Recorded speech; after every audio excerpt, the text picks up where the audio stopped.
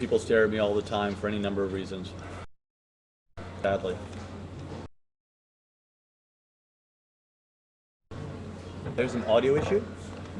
Audio? Audio sucks.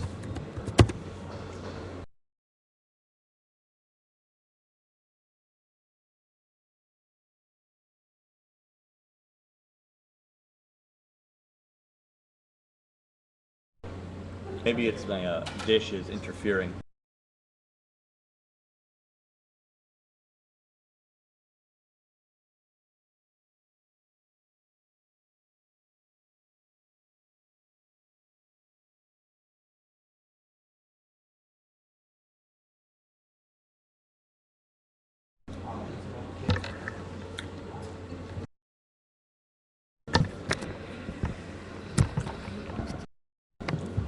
Any better?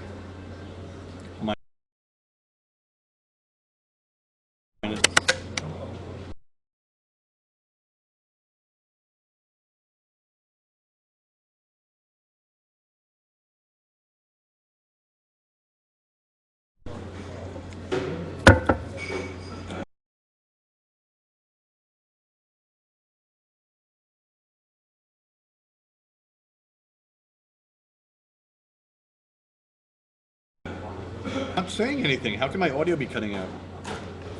Alright, if my audio is still cutting out, please respond with the comment yes. And if it is still cutting out, I will try and go outside and see if I can get a better connection. But if the audio is working, I won't worry about it.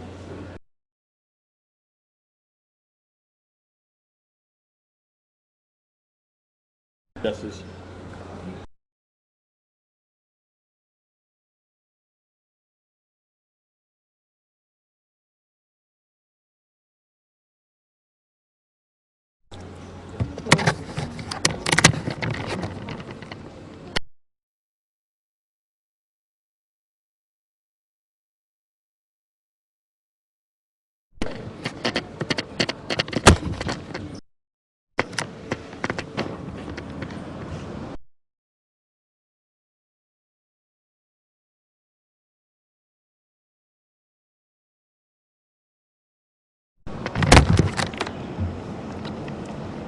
How is the audio now?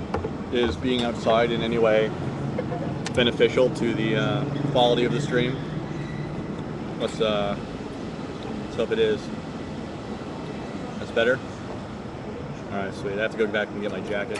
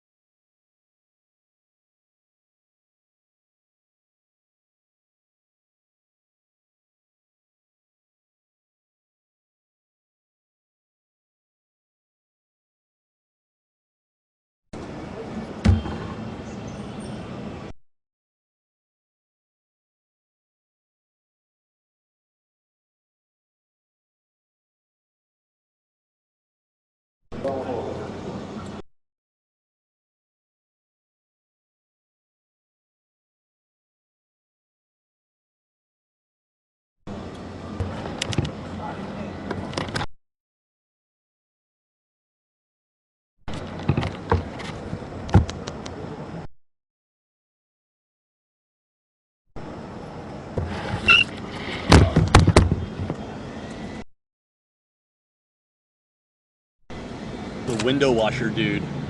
It's kind of awesome.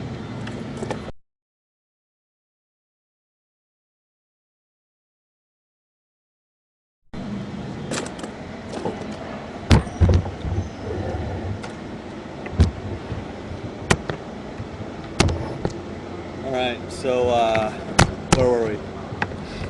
Hopefully this makes the audio better, but I have no idea if it actually does or not.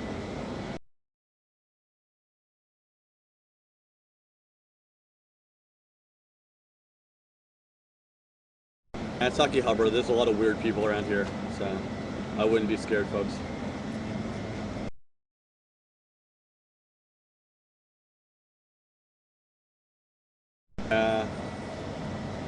I don't know, I wouldn't actually I wouldn't suggest seeing me live. I'm much better when I'm been edited, so I can cut out all the boring, shitty parts that didn't work out. Happy Turkey Day, Jersey boy. Audio's going out again? Shit.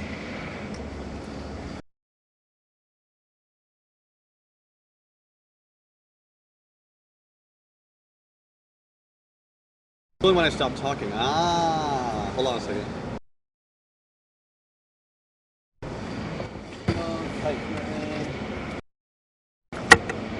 Let me try that. That might help the audio. It probably just got wicked loud.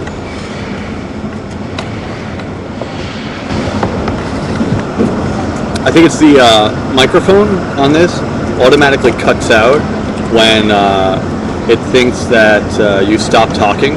So if you pause or anything like that, it turns the mic off, and then it takes a second for it to turn back on when you start talking again. So you end up getting this like choppy kind of like, yeah, I think it's noise reduction. But if I jack up the volume on the microphone, it's less sensitive.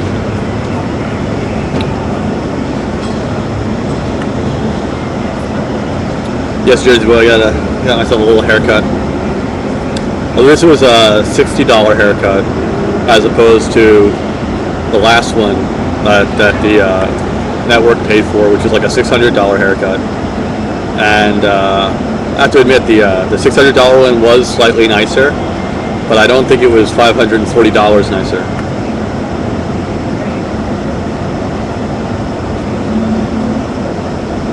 No, I think, well, it wasn't just the hair. It was like the styling and like I don't know. The episode was about like a men's stylist, and I think it's for the expertise of the stylist you're paying the money, not particularly the haircut itself. But it was a nice haircut. Maybe the best haircut I've ever had. And what I did is I took pictures of it, like on my phone, and then when I get the haircut at my usual place, I showed them the picture of the haircut, and they're like, okay, and they just cut my hair the way they always do. Yeah, and I'm faction. I don't have to try very hard to look dorky. It's actually nice. I mean, it's not sunny or anything, but today is it's not so cold. I'm sitting outside with a pretty thin jacket. I'm layered though. I got my layers. Very important to layer in winter. Now I got my hoodie, so I want to go like street TokyoCooney. So.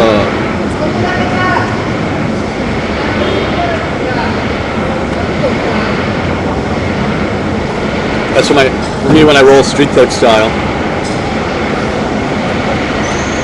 The bucket drums.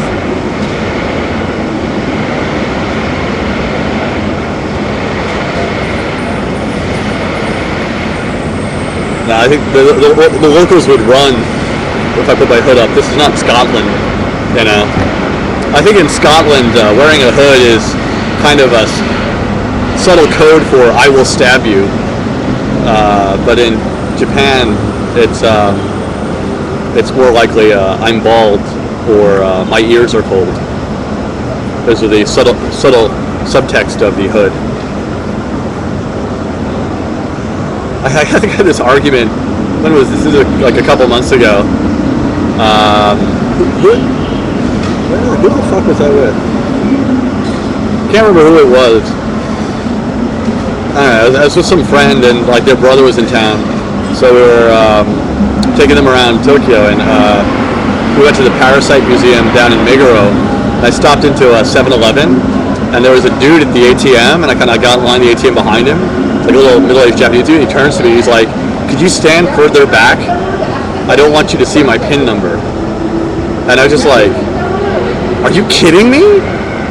Like, are you really? Seriously? It's like the middle of the day at a convenience store, and you're asking me to back up?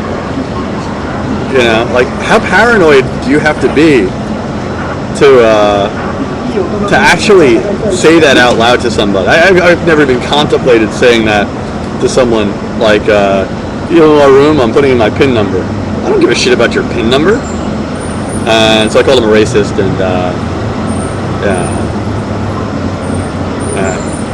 he said he wasn't. He wasn't, probably. I probably was just like, I was looking a little crazy, maybe.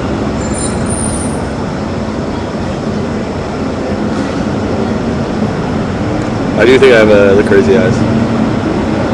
Because seriously, I mean, why would I take the PIN number? If I was gonna, like, rob this guy, I would have just grabbed him then and said, take out like $2,000 and then taken the cash right there. Why would I go through the whole process of secretly seeing his PIN number and then later beating him up and taking his card so that I could go back and like take out the money myself? And it would be easier just to rob him.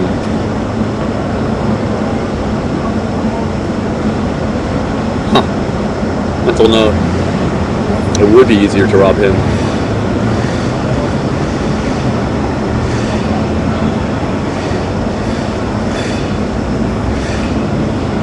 Exactly.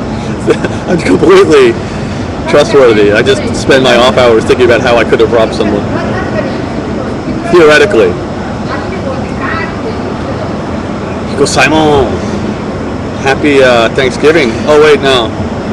Yeah, the penal colonies don't celebrate that, do they?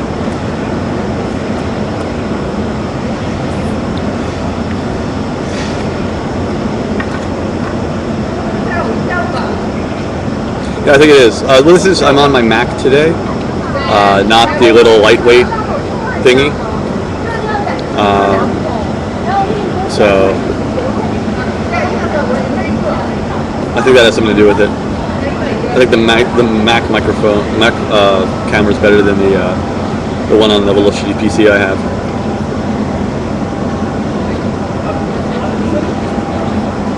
Later, Happy in the Dark.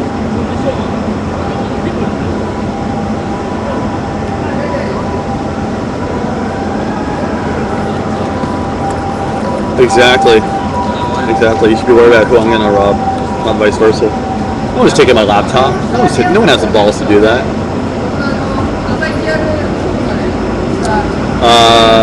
There was going to be a guest today, but now I have to do this filming for NHK.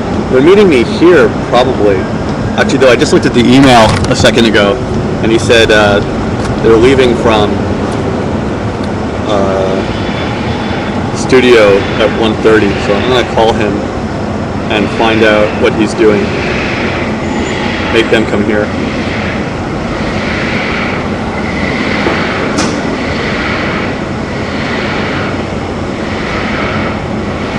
So I know at least where I am with my schedule today.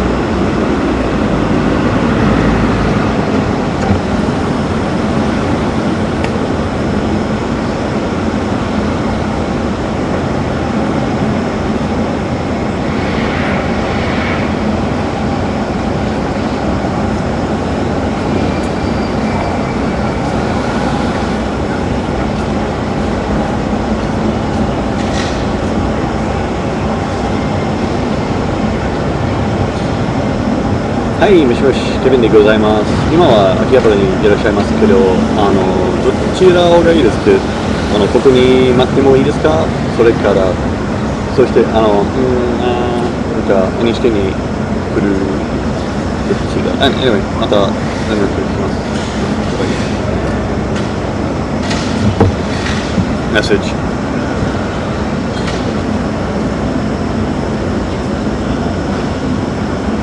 No, my Japanese sucks. Nico Simon's Japanese is better than mine. I'm embarrassed speaking in front of him. Because he's thinking to himself, oh my god, what a noob. What a freaking noob.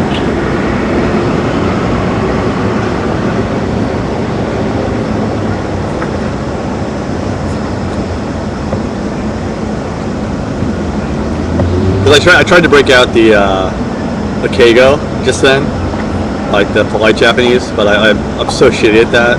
I shouldn't even try. I usually get like through the first few sentences in Keigo, and then it just ends up like falling apart into some barroom drivel that I'm used to talking in.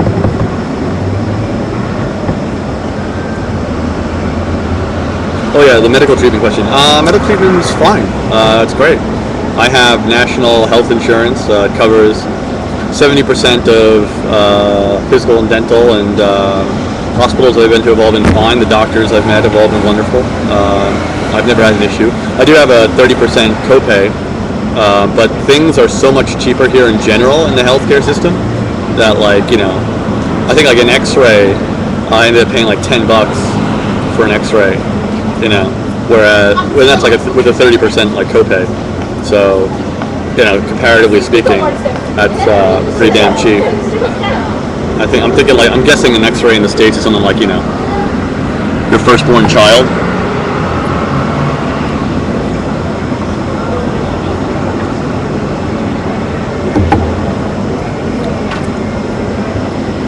That's true, Dunlop. It is free in Canada, but there is a catch. You have to live in Canada. And I don't think anyone cares about their health that much to live there. I would shoot myself with a shotgun before the benefits of the healthcare system would really affect me. It actually depends on where in Canada. I like Western Canada a lot, and I like I've been to every province in Canada, and I like Yukon and those areas. It's really, really, really beautiful.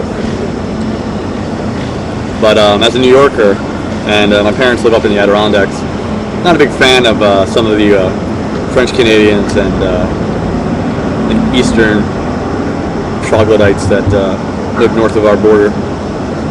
We really should build like a big Chinese style wall. That would rock.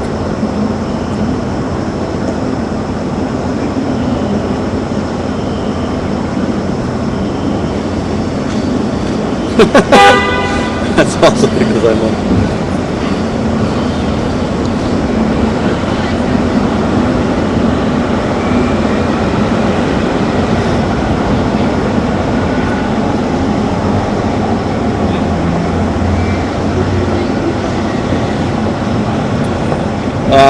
no plans to see Avatar. I don't even know what Avatar is. I'm guessing it's a movie about internet people, I guess.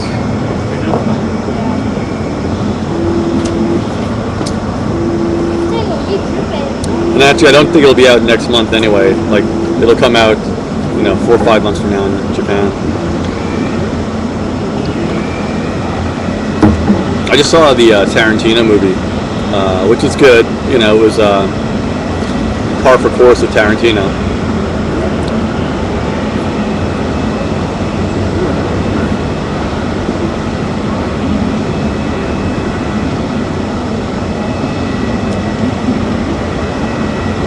Yeah, the double, the Obama bow to the emperor.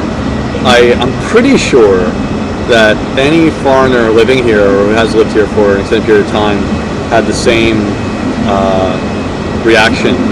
What the fuck are you guys talking about? I don't get it.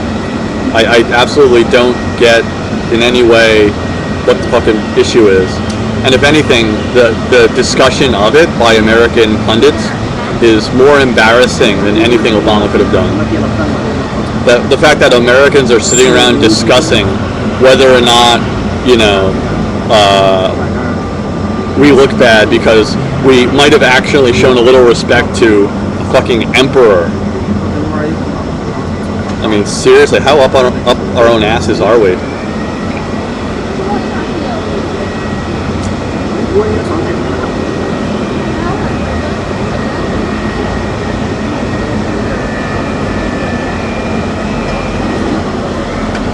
No, I mean, I miss America. Like, psych. Aren't you glad you live in Japan? No, I love America. America's awesome. I love it. But just like any place, there's like certain things that any place does or people do that are just like irritating. And one of them is like this American obsession with like, do we look badass enough? I mean, did that bow? Did that make us look like pussies? Seriously, it's like talking to like drunk frat boys in a pub.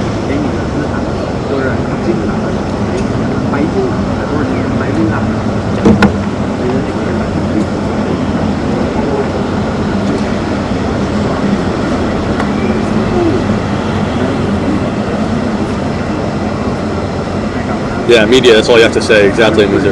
It's like, I mean, it's a non-issue. It's an absolute non-issue. The bow was perfectly appropriate.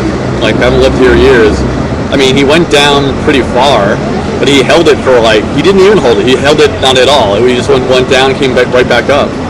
It was a perfectly acceptable bow in my mind. I mean, he wasn't being subservient in any way, shape, or form, in my, you know, my feelings. Although many people would say that the bow, any bow, is just a sign of subservience. I don't think it really is that anyway. The theory, or at least one of the theories as to the origin of the bow, is that essentially it dates back to like when we were apes and monkeys, and like the loser monkey would like put its head down and like stick its ass out and be like, okay, you can rape me now because I am the loser.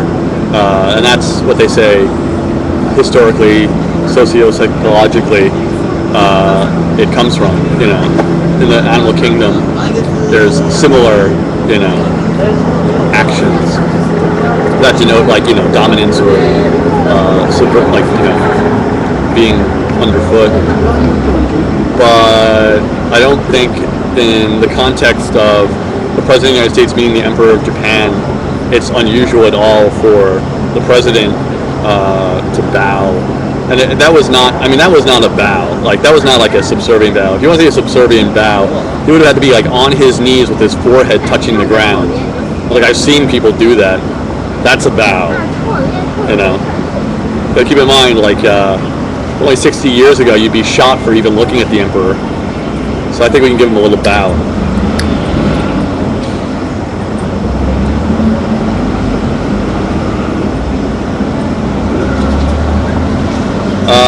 No, non-faction. They don't rape monkeys, but monkeys raped other monkeys long ago in our, maybe, communal history.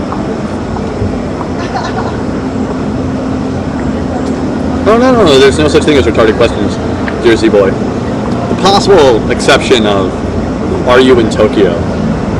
That one is a little retarded. And yet I get it every week. Also because people are retards.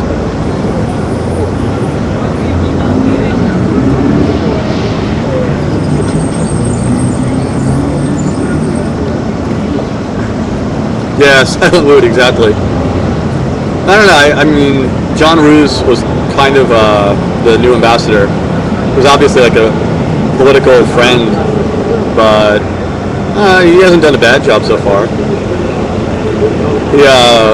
He got a warm welcome because he and his family went out and laid a wreath in Hiroshima and Nagasaki. That played well here in the press. So he seems to be doing all right. Yeah, Maji Day is not a real show. Actually, Rome Kanda is going to be in town beginning of December, so he's performing at my comedy group, so he's going to be doing stand-up at the Tokyo Comedy Store. Actually, Rome Kanda, many eons ago, was like kind of a member of my comedy group before he moved to Japan, and he's back in town, so he's going to do a show with us next month. Actually, today is the 15th anniversary of the Tokyo Comedy Store, my comedy group. I've been here for 8 of those years, but we've been doing shows in Tokyo for 15 years now, which is like epic. That's long for like a gaijin thing like that to continue for so long. Is kind of impressive.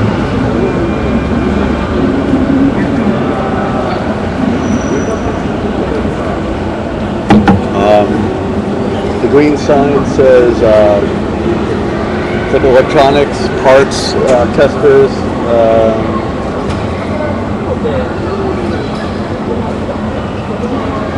Multimedia stuff. It's every sign around here is likely to be linked to electronics in some way because it's Akihabara after all.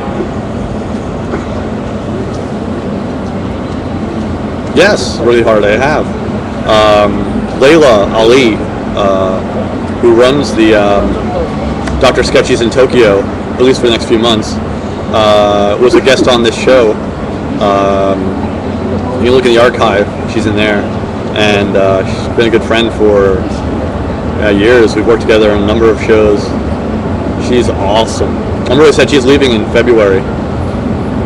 Damn her. Which sucks. But actually, like, she tried to leave like 2 years ago, and I talked her out of it, along with some other people. But now she's really leaving for good. Oh shit, missed a phone call. He left a message though.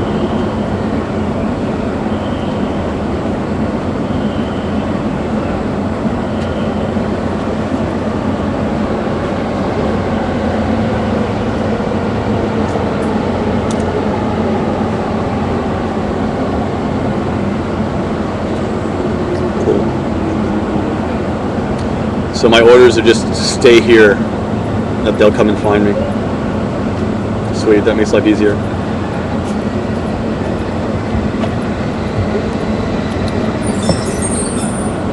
That's one of the crappy things about living here. You know, people leave. They always leave, you know, especially cool people.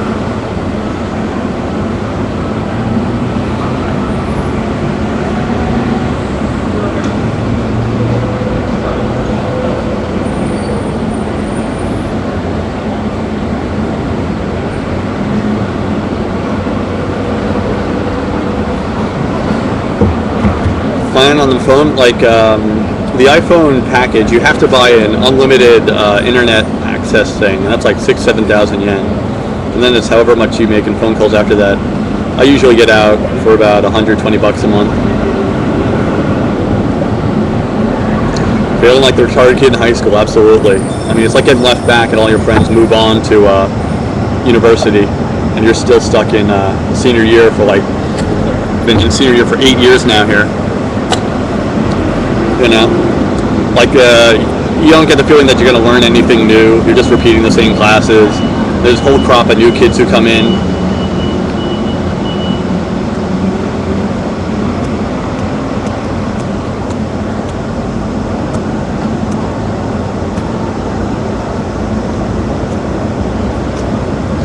My God, Rosie, what would possess you to go to Ohio?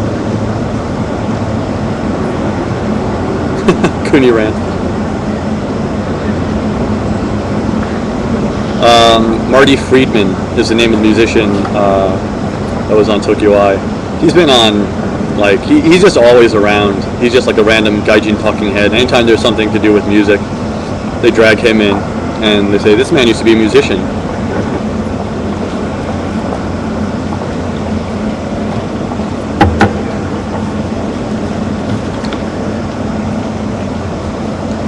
Marty Friedman's big here because they love the idea that like an amazing American rock star decided to walk away from that life and lifestyle and adopt Japan as his home and learn the language.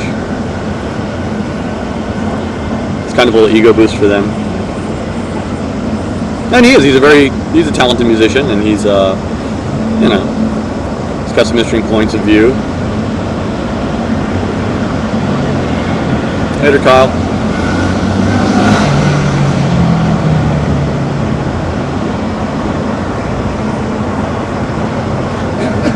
Actually, I haven't seen the episode that he was in for Tokyo Eye.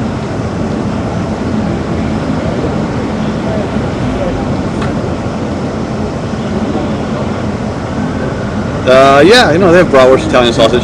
Sausage is one of those things that, like cheese and sausage, it's hard to find good cheese and sausage, in my opinion. But they have in department stores amazing quality stuff, but it's hella expensive. So like getting like cheap stuff is almost impossible. Yeah, and Japanese people, this is just a taste difference, but Japanese people like to have texture in their meats. So they're big fans of like the sausage with the distinguishable nubs of like jowl and ass meat in their sausage, which totally freaks me out. Totally freaks me out. But they think that's delicious. I like sausages or hot dogs that have been like ground and mashed beyond all recognition. So it's just like there's no, any resemblance to a living thing whatsoever in there.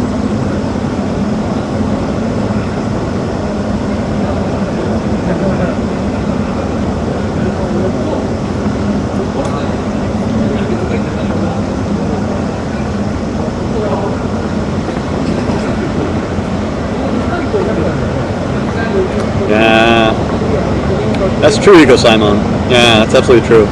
But basically, I mean, like if you go to department stores or like someplace like Food Show and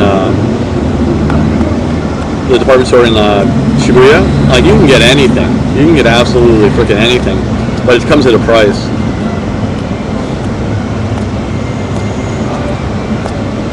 It's interesting though. I was talking to I don't know if anyone saw my new video, but I was talking to Tracy last night at the Pink Cow, and I was talking about Nikko no Hanamasa because they import, like they have turkeys and shit like that.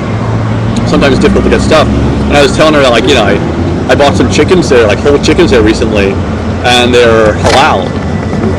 And I was like saying to her, like, wow, that's really cool. I guess Japanese companies are really thinking there's a good market to be had selling, things to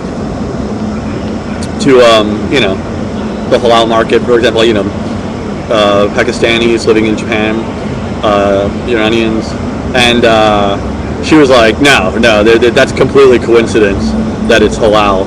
That's just the cheapest chicken they could import, and it happens to be halal, so there's absolutely no connection whatsoever.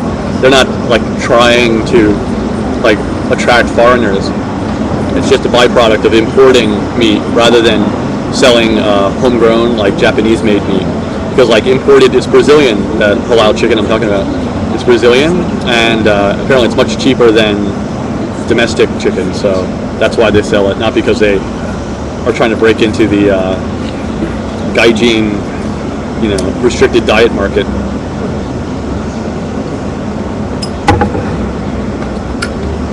Yeah, no, exactly. Those are the chickens I got at Nikko no Hanamasa. It was like 500 yen for a small bird. I was like, screw this.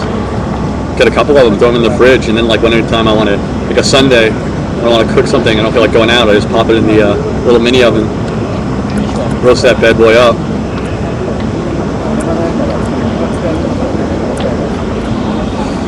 Rosie Hart, it's possible to come to Japan under some type of art or study visa, but highly unlikely. There's a thing called the Mummisho Scholarship, the Japanese government gives out, where you can come and do graduate work, I believe, or postgraduate work at a university here in the arts. Like I know one guy who got it, who is a no performer, and he's now like probably the foremost expert on no theater in the foreign world, and a performer himself. But he got that scholarship, then gave him a visa, and the government paid him basically to research no. So it is possible, but it's not common. Like numbers game, there's a lot more teachers than there are people studying no.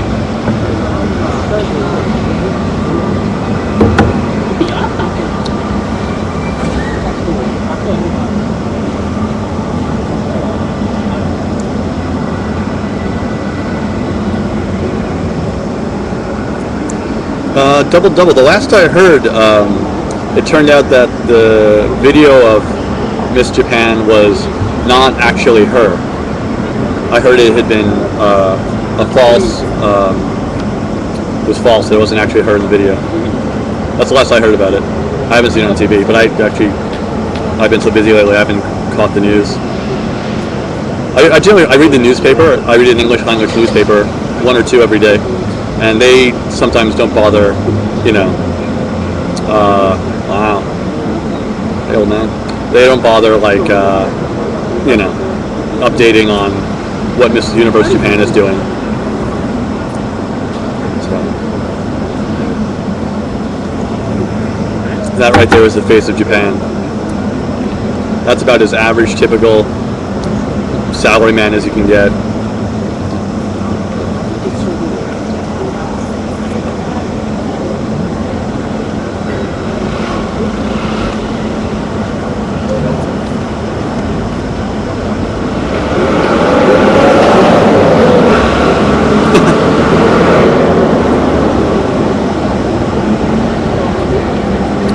The art show, it was awesome actually. It was cool, like going to my friends. He does illustrations for JIBTV, it's a website I work for, and he did a gallery like showing of his work in Jimbocho. It's pretty cool. I don't do nearly enough shit like that. I gotta go to more like gallery openings and things like that. I mean, that's the point of being in the big city, is the ability to go to stuff like that, yet I rarely do it. Not much rolling bucks. Japanese people generally like Obama, so it was positive, but I mean, the only thing I noticed, the only effect it had on me is they had police officers at every exit of every station in the city, and they shut down all the vending machines for like a week. I still have not figured out how exactly that thwarts a terrorist plot to shut down vending machines and coin lockers. My running theory is that they're like Ahmed has got the explosive taped to his body, and he's on his way to the convention center. He's like, yes, today we will show the Japanese that we are serious about our plan for world domination. At first, I just want to get a little bit of something to drink. I'm a little parched. Picari sweat maybe. What? Oh my God, this vending machine. It's been closed down. Oh, I'm so thirsty. Oh, now I've totally rethought this entire plan. I'm going to go home. Screw this. I think I have a Brita water filter at home. I'll drink some of that and, At what point is, shutting down the vending machines gonna, spoil the plots of a terrorist cell? And they had policemen at every exit of the station, just kind of standing there. And I say, what are these guys doing essentially? What can these guys do in the case of an explosion or a bomb detonation or something like that? Essentially, the only protection they offer is if you happen to be standing directly behind them when the explosion goes off, and they are like a shrapnel absorber for you. They can protect a small space of area behind them, I suppose, by physically blocking the explosion. But otherwise, I don't really see what having all those dudes there does. My theory is that they just put all those cops everywhere, so in case some shit did go down, the police department can say, hey, what more could we do? We have cops at every station, so I think it was totally an ass covering move by the Tokyo Metropolitan Police,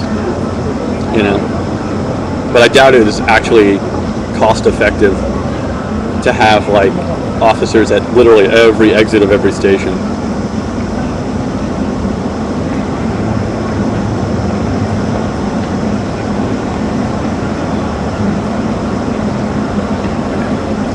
Akane, that's a very good observation, and you might not be too far from the mark with that.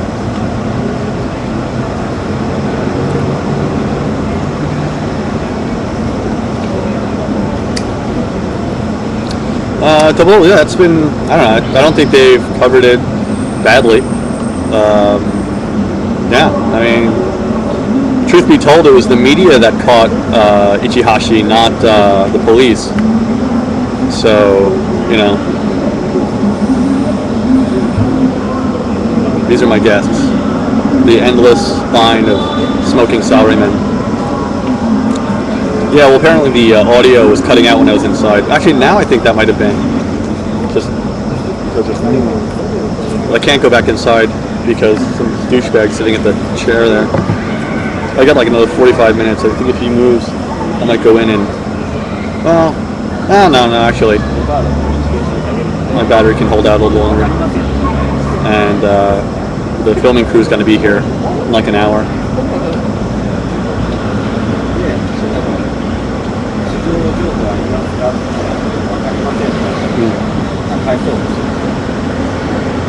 It is nice, actually. It's overcast, but it's not cold, which is nice. The weather in Japan is wildly different from north to south because Japan, has a wide range of latitudes, all the way from Hokkaido in the north to Okinawa in the south. But so anywhere in there, the weather's going to be different, as it would be at different latitudes. But in Tokyo, I think it's comparable to Washington, D.C., and humid summers. It's cold in winter. Unfortunately, none of the houses here are built, for good winters. So, like, my house is fucking freezing now. Oh my god, I'm pissing ice cubes. Because I have a heater for my first floor, which is a kitchen, living room, TV room. That's a gas heater, and that works. It's awesome. But I don't have any heater on the second floor. I got an air conditioner, but I don't really use it. It takes like an hour to warm up the room anyway. But I went to the electronics shop a couple days ago. I was looking at heaters. But I got to get something for upstairs because it's not kind in the morning.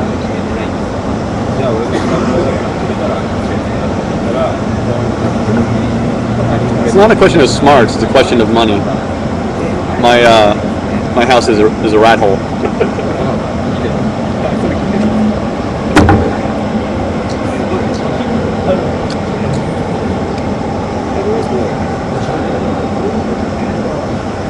Actually, numb faction, that's kind of true.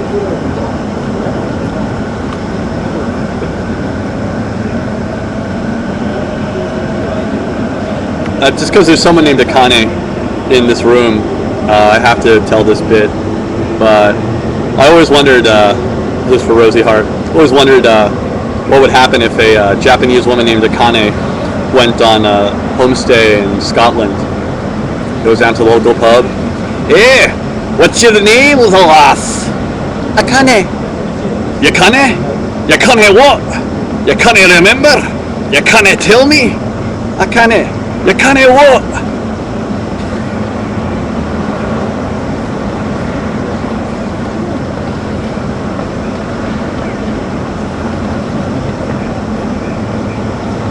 Let me see your ID.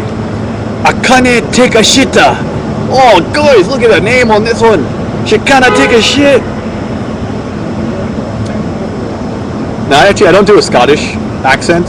I do an impression of Michael Myers doing a Scottish accent.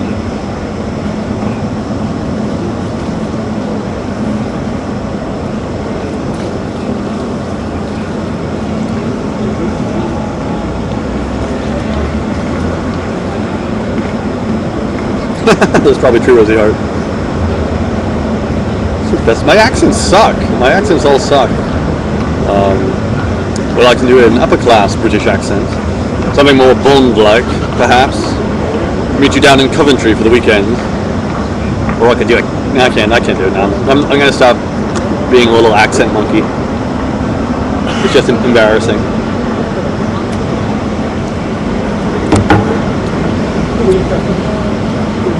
Coventry. Actually, what was it? The Thanksgiving dinner last night. Turns out the new bartender at the Pink Cow is a huge fan of mine, which is creepy. But I was going and talking to him, and he was from the UK, but he was half Japanese, half British. And we were like swapping stories about, England. I was only there for a year, but he was there for, I don't know, like 20. But it was cool hanging out with him. Because he was a Japanese-ish dude, but he had the British accent. Very cool.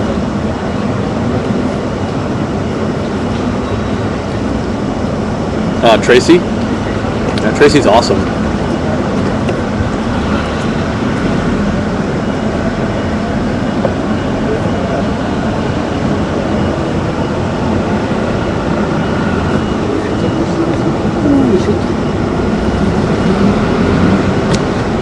Jesse Boy. Nah, not really. I mean, Tokyo for the most part, like famous people in Tokyo take taxis everywhere, or they only go out at night wearing sunglasses and hoods and stuff like that. Like every now and then I do see like medium famous people, like on the train or in random places. But for the most part, like when I was in LA, you would see famous people all the time. Like I'd just be driving on the 405, looking next car, and it's like, oh shit. That's like, you know, I was in Starbucks and I saw Harrison Ford's bitch, Ally McBeal, whatever her name is, Clifton Flockhart. You know, it's so in LA they kind of live like normally amongst the people. And in Tokyo, I don't get that. But Tokyo, the interesting thing about Tokyo, unlike any city in the U.S., is Tokyo is the entertainment, economic, cultural, you know, center of the country. It's kind of like having Washington D.C., Los Angeles, and New York City all in one city. Nothing of any importance is done in any other city in the country. You know, everything, like, basically happens in Tokyo. Roughly about a quarter of the population of Japan either lives in or commuting distance to Tokyo.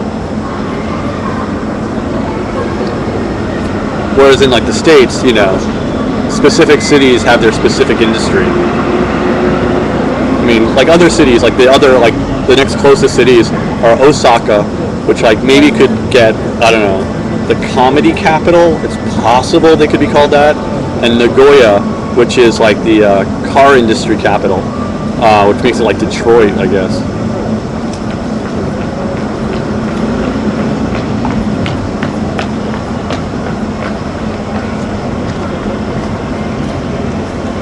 Smoke clean, smoke. Yeah. Look at the number. Still about a third of Japanese people smoke. It's not going. They're thinking about upping the price because at the moment, a pack of cigarettes is like $3, and then the new government is talking about hiking the prices on those. It's around $5.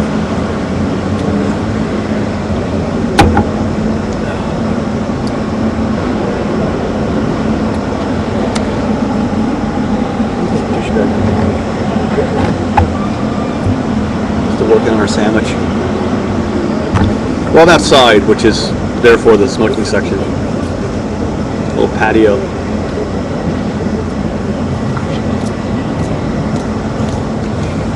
It's 12:40 here in Tokyo.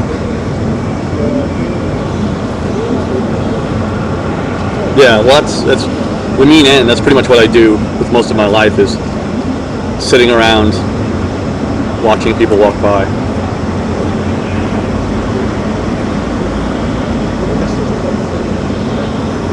I'm gonna go see what's over on. I gotta wait here for bitch to leave.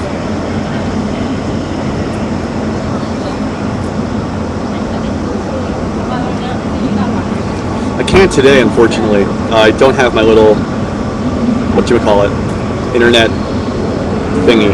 So I'm using my Wi-Fi off the cafe's internet. I thought he was gonna kiss me. Did you guys think that too? It totally looked like he was gonna lean in and kiss me on the cheek. That really freaked me out for a second there. I know he wanted to. I could tell. I could see it in his eyes.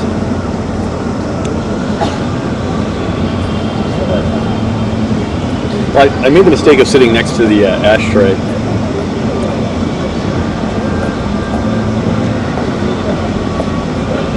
I should. Like that, you know. Yeah. There's like a little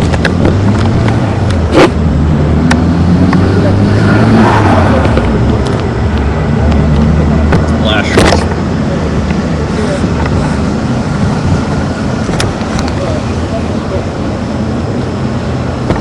No, I'm not. I'm really not.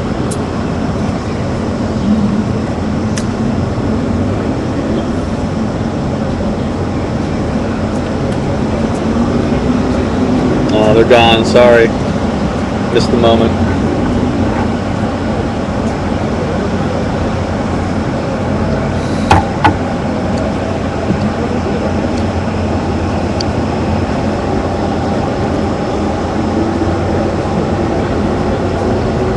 Well, Versus Joe's much as I like it to the etymology of my family name, I won't.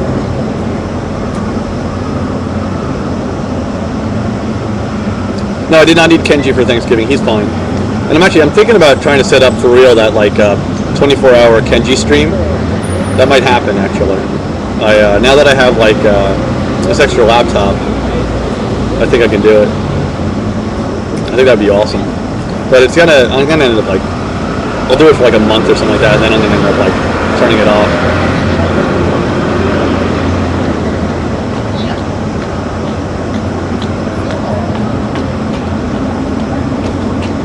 Yeah, the swine flu. Japanese people are all hypochondriacs, basically. I'm personally, I am pro swine flu. There's not a lot of us in this camp, but I'm of the opinion that swine flu could be one of the best things to happen to this country. Just like, first of all, it mostly affects old people and children, like babies. And I don't like either of those, really. It increases the chance I'd have a seat on the train by like tenfold, I'm sure. So, my phone ring? Shit, missed it. Oh well.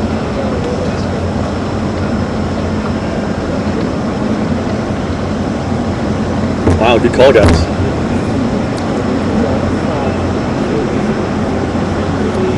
I have to leave this on my lap now. So when it vibrates on my crotch, I'll know someone's calling me.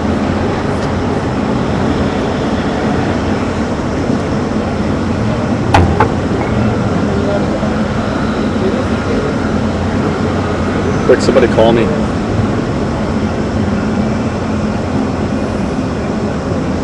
Give me a break, man. I've talked to him on the phone a number of times, and I met him maybe 3 times at the YouTube Live, and came to the Hanami party once. Yeah, and actually, I know people who know him from long before YouTube.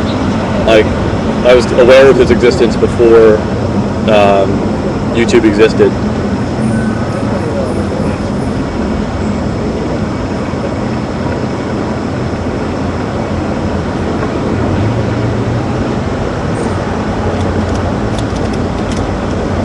Yeah, I mean, just the Japanese in general are just very, I don't know, they're hypochondriacs, in short. Like, if I get a cold, I would never go to the doctor unless I'm, like, about to die. But, like, Japanese people, like, they go to the hospital the second they get, like, the sniffles. Which I don't get.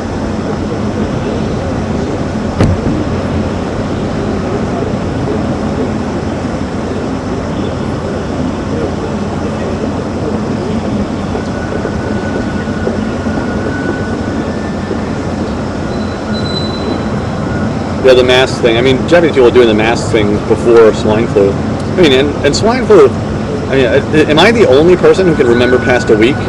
Like, it was the same way with SARS. It was the same way with, like, I can remember, like, at least 2 other, transmittable viruses that have caused this, like, huge panic,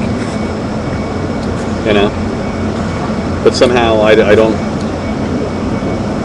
I'm not freaked out.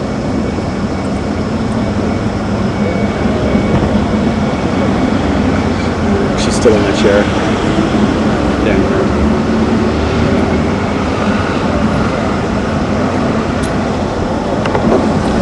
My understanding is that the swine flu is not as dangerous as the normal flu, and like suicide or lung cancer, which are entirely preventable, kill like far more people, like thousands of people.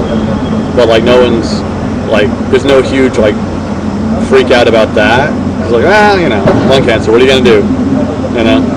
Whereas, like a couple hundred people have died.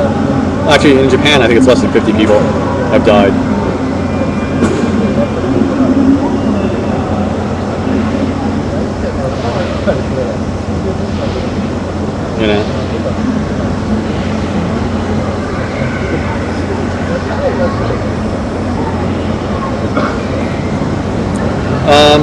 stupid people panic about 2012 in Japan. I mean, we have stupid people here too. There's no monopoly for any one country on stupid people. But yeah, I mean, I've heard it. It's come up in conversation with Japanese people a couple times recently. It's kind of hard. It's really hard to like believe that an adult, sane human being can be that stupid, but there are. You know.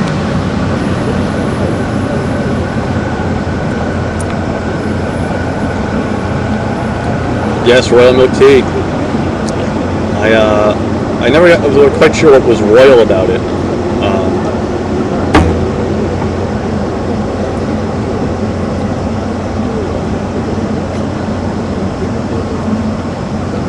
And of course, you know, Japan has their own Dr. Sanjay Gupta, you know, to keep everyone informed about what we're not going to die from.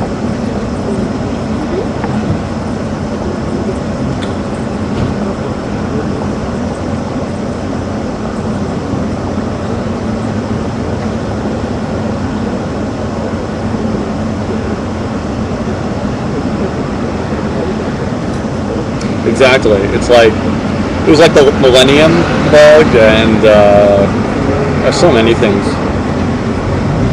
It's the same thing over and over again. I'm amazed that people forget. Like, yeah, wasn't there a doomsday cult who said this like 2 years ago, and then cut their nuts off and committed suicide? It's like ridiculous.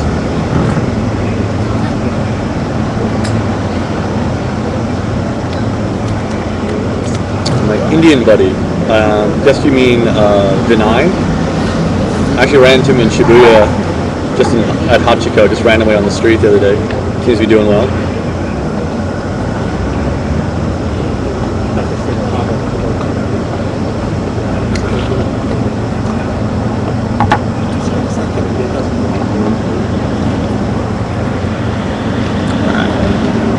Hold on a second.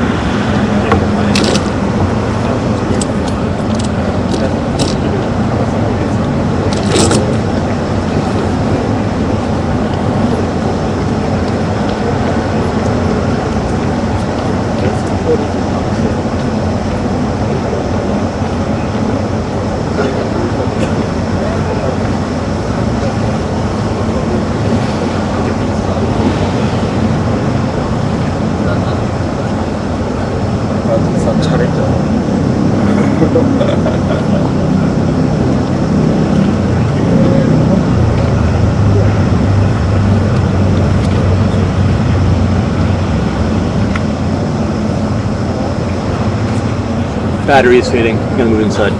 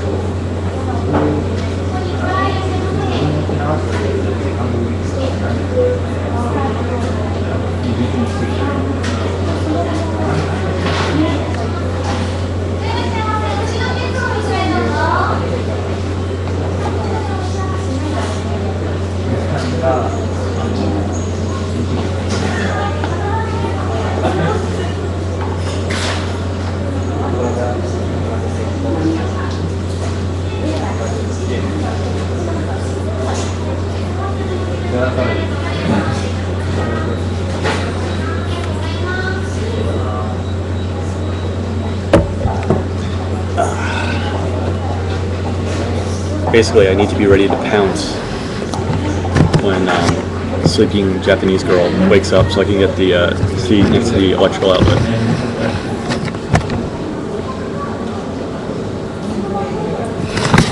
Taking a little nap.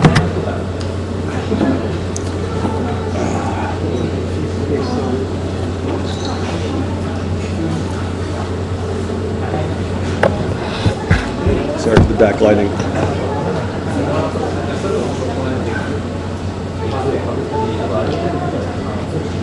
Actually, yeah, I just coughed loudly, as though I have SARS, swine flu. That'll clear out the room.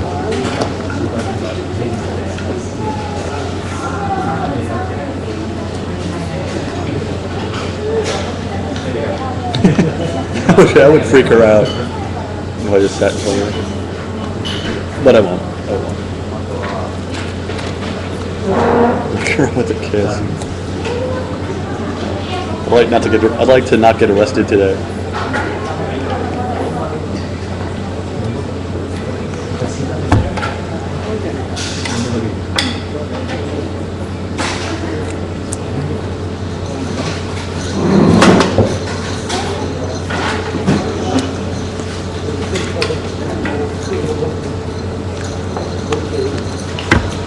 I got coffee number 2. So it's to go.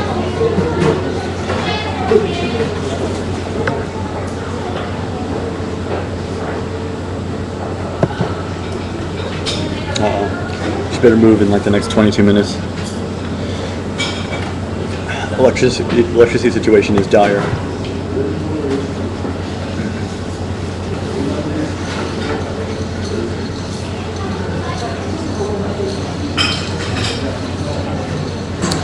This is Cafe Excelsior. Somebody asked earlier about Cafe Velocé, if that was Starbucks' biggest competition. All right, so the last I heard was Detour is still the largest coffee chain in Japan, and that's a Japanese-owned original coffee shop. Detour has also spun off some like fancier versions of itself, one of which is Cafe Excelsior. It's owned by the same company. They use the same coffee. But Cafe Excelsior and Detour are the same. Cafe Velocé, I'm not sure who that's owned by, but that could also be Detour. And then, yeah, from foreign companies, Starbucks, Tully's.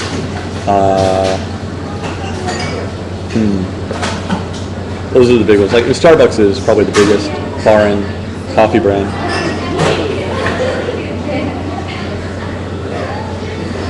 But like, I mean, first of all, the emblem is just such an obvious ripoff of the Starbucks logo, and the interior decoration and all that is like just made to be. It's like a faux Starbucks.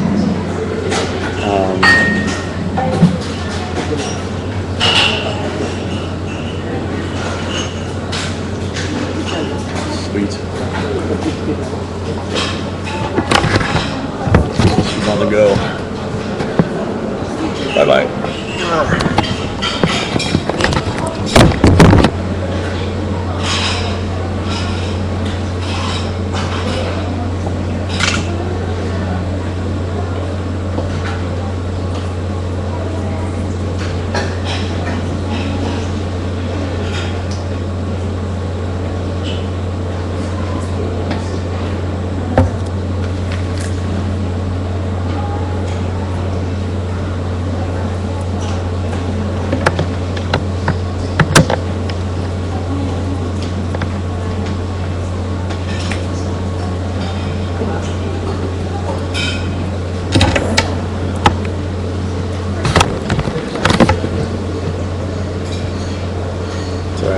Where the staff there was gonna yell at me for using the electricity.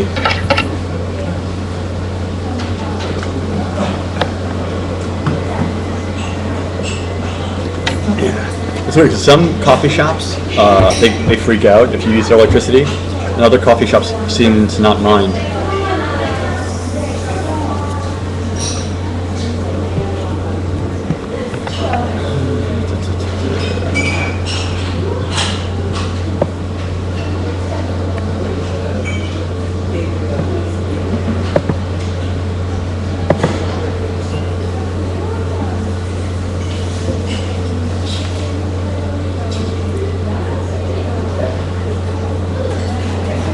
Honestly, I think basic Japanese is not so hard. Like compared to English, anyway. Basic Japanese is fairly simple. There's few, I should say, few irregular verbs. The pronunciation system's not that hard. And hiragana and katakana it's not that hard. You can do it. I mean, it took me like, I don't know, probably about a week to learn hiragana, katakana. Although my katakana 8 years later still sucks. I just never quite got it somehow. I always fuck up katakana. But yeah, basic Japanese is not so difficult. The difficult part of Japanese is when you get onto like different levels of politeness and things like that. But for like a casual student of the language, it wouldn't be such an issue. Actually, I just emailed my old language school yesterday, or the day before, to try and set up a day to go in and sign up for lessons again. I have to do it. I have to crack down and get my ass in gear and study some more.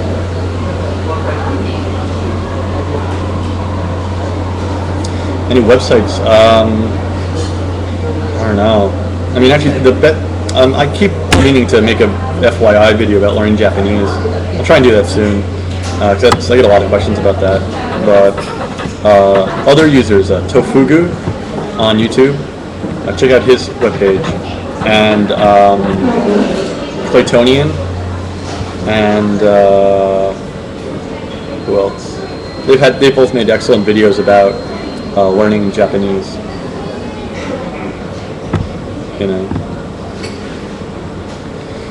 How expensive is the language school? I mean, you can find out very simply. Just do a Google search for Japanese language school Tokyo, and they tell you exactly how much it costs there right on their website. So if you really want to know, I would suggest Google.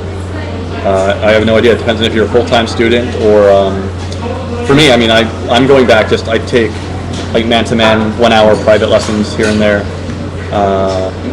So something like $30 an hour, probably $35 an hour for a private lesson to study Japanese. But for my lifestyle and time schedule, it's the only way I can do it. I mean, I'd like to kind of enroll on like an intensive course or something like that, but I just don't have the time or the commitment.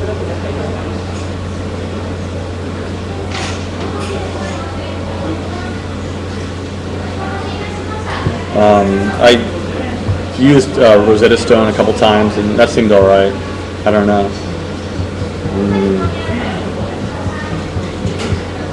I'm not really much in the way of advice, because there's no one way. I mean, I've talked to many different people, and I've heard many different stories about how people have gotten good at Japanese. So, the short and best answer is when people ask, how should I study Japanese? My answer is a lot.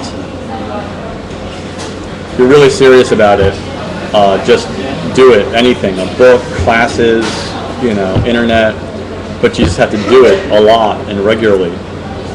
Most people spend more time talking about studying languages or researching ways to study the language than actually studying the language. And obviously, first and foremost, move to Japan. That would help. I mean, I spoke no Japanese before I came here, and I just kind of learned on the fly.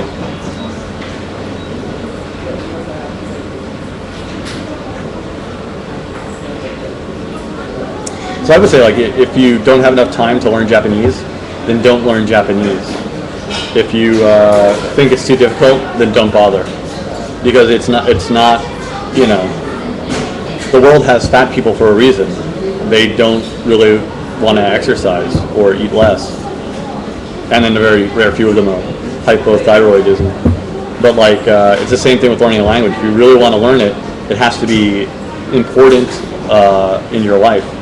And if it's not important in your life that you're willing to forego, say, watching TV when you get back from school or work, or forego spending money on a new video game, instead spending it on study materials or lessons, then you're not going to learn the language. So it has to be, and that's why I recommend moving to the country, because it's an immediate and important pressure on you to learn the language so you can communicate with those around you. So that ups a lot of people's motivation level, and that's the most important thing. It's like if you're motivated to do it, trust me, you'll get better fast. But if it's just like a kind of thing you always wanted to do, well, I've always wanted to go mountain climbing, but you don't see me up on a mountain anytime soon, do you? And the other thing is and this is the thing I hate most, I think, of all, is the comparisons between people's Japanese and their own Japanese, and his Japanese is better, my Japanese isn't as good. It's a learning curve, and at the beginning of it, you're worse, and towards the end of it, you get better. But there's I've never met any foreigner living here who has said the phrase, "Yeah, I'm done. I've learned all the Japanese I need to. I'm good." I mean, it's until death. You're studying a foreign language is closer to going to the gym than anything else. It's something you continuously do for the rest of your life.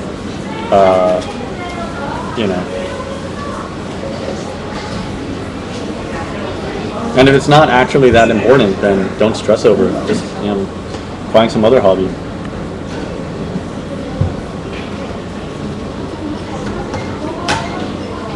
I mean, it never ends.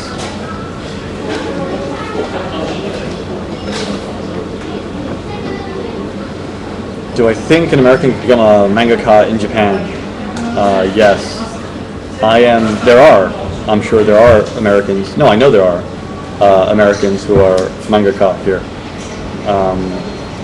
It's difficult and almost impossible. I mean, could I don't know, a handicapped person become an astronaut? I suppose. It's just not likely. I'm living proof. I mean, I wanted to be a TV writer since I was 12, and I finally became a TV writer, kind of non-intentionally in Tokyo. So yeah, I mean, stranger things on earth, Horatio, than are written in your books.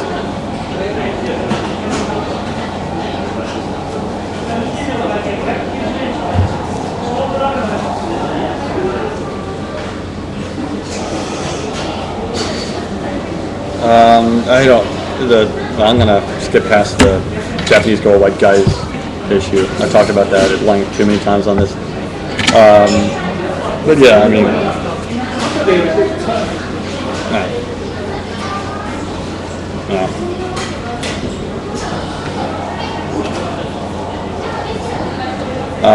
I made a commercial. I've done 2 commercials now, I think. Not intentionally. Those just actually were practically given to me because I just knew the directors. But I don't actively seek out acting work. But for some reason, every now and then, through some random connection, someone's like, "Hey, do you want to act in this?" And if there's money involved, I always say yes. No, they're both of them are up. One is for a Finnish electronics company called Expert. So I think if you search on YouTube, Expert Finland, and actually anything I've been in, I've put in my favorites. If you look at my favorites on my YouTube page, and also I was in one for Norton. Actually, the Finnish commercial, I got that because Tracy, her ex-boyfriend, was the director of the commercial, and I've known him for years, and so it was kind of just totally random. We did the casting call in the Pink Cow, and I went in and I was like, "Hey, it's me," and they're like, "All right, cool." Yeah. So, and the Norton antivirus thing came through again, other connections, just other people I knew, and then I ran into the guys from Norton, were talking to them, and the guys from Alien Eye who were doing that production, and it was like, "Hey, you look like you'd be a good dork for the scientist character," because if you go to an agency here, like agencies take like 40% at least of whatever you're making on something here. So, people like to give jobs to people like sans, like without the agencies, because they can get them cheaper.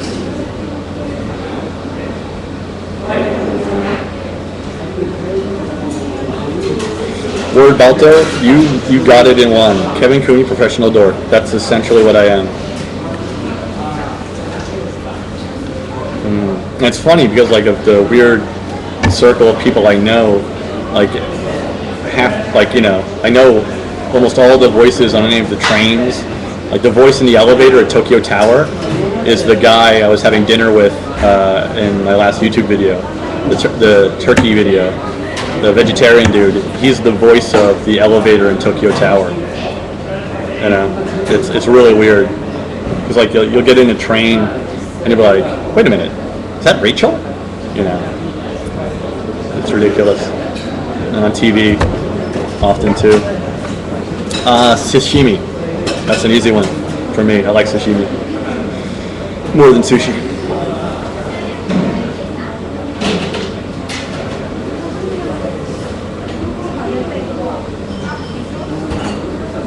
I also did a web advertisement for JIVTV, but that doesn't really count, I don't think.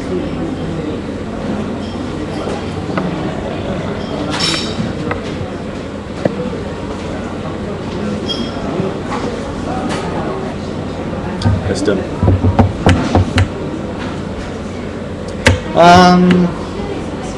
No, I think I survived the Japanese game show. It was the only thing I worked on. And again, and this is like for people asking, how do you get jobs in these things?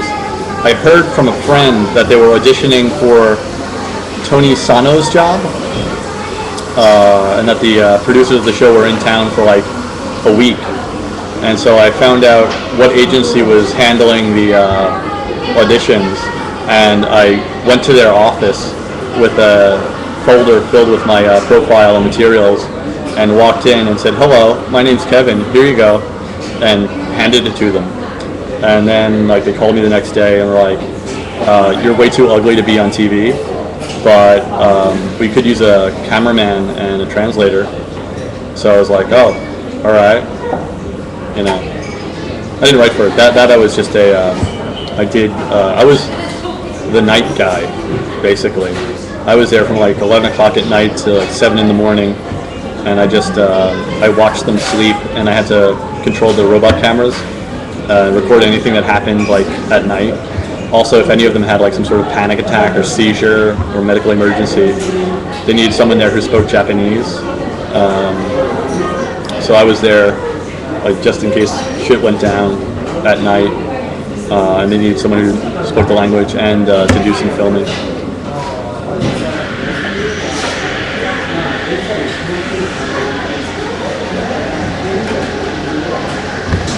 I mean, I would like to do commercials more often, but it's the thing is to be an actor in Tokyo, to be a commercial person, or to do magazines or things like that. Your job is going to auditions anywhere. Your job is going to auditions all the time, going to cattle calls, trying to get your next gig. And if you get one, they pay very well, and that takes care of you for a couple weeks or a month worth of money. But your whole job is constantly running from audition to audition to audition, trying to get that next job. And I'm not interested in doing that. So I'll take anything that happens to come along, but I'm not actively searching for that stuff. Because again, I don't want to be an actor. I'm a shitty actor.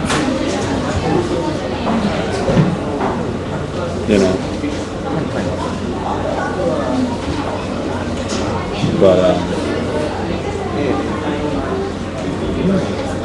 Jersey Boy, no. New Year's in Japan is actually, we're coming up on the New Year's season, and New Year's in Japan is most easily explained by saying Japanese New Year's is like Western Christmas, and Western Christmas is Japanese Christmas is like Western New Year's, in that New Year's is a time to be with your family and watch TV and eat food.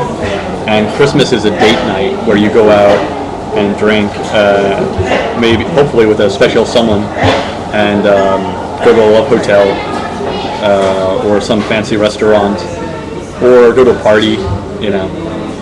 But they're kind of reverse. For the Japanese, New Year's is an important time in the Shinto kind of calendar. So it's more of a family tradition, whereas Christmas is a couple's tradition. And New Year's is marked by a couple like things that they do all the time. Oh, you'll definitely hear of them if you're here around this time. First thing is Hatsumode. Hatsumode is the first visit of the year to a shrine or temple. Like, and what you do is you get up, preferably like on the morning of the first, put on like new clothes or at least new socks and new underwear, and you go to a temple and you do your shrine, you do your little pray thing and pray for like a good next year. But you can actually do it legitimately anywhere within the first month of the year. It doesn't have to be the first. It's whenever you happen to go to a temple for the first time in the new year.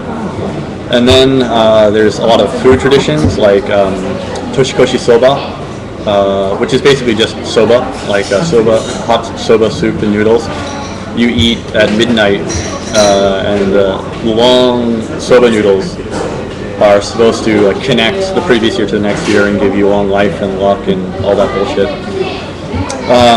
Then there's a special kind of food they eat at New Year's, which is mostly pickled, and each of the food has a specific meaning. It's prepared like beforehand, and it keeps for like 2-3 days, and the family's supposed to eat that over the whole festival, like whole New Year's period. But it's things like it's lots of little different things, like for example, shrimp kind of fried in like pan fried in soy sauce in nihonshu sake, or mashed kind of Japanese sweet potato with chestnuts, or black beans. But each of them has a specific religious connotation, which would help you in some way during the coming year, like luck or good health or things like that. And that's less popular. They probably have fireworks at some place, but again, like it's more of a family tradition. The closest thing they have to a ball drop, I would say, is at midnight at the temple, not the shrine. There's a large bell, and they ring the bell 108 times for 108 possible different sins that exist, or the defilements that exist in the Buddhist religion. And so it's usually televised on TV, and you sit around and you listen to the bell ring 108 times and think about it. I don't know how they came up with 108 freaking defilements. That's quite a bit more than the 10 we have in Christianity. That's boring and usually very cold, so I don't go to that.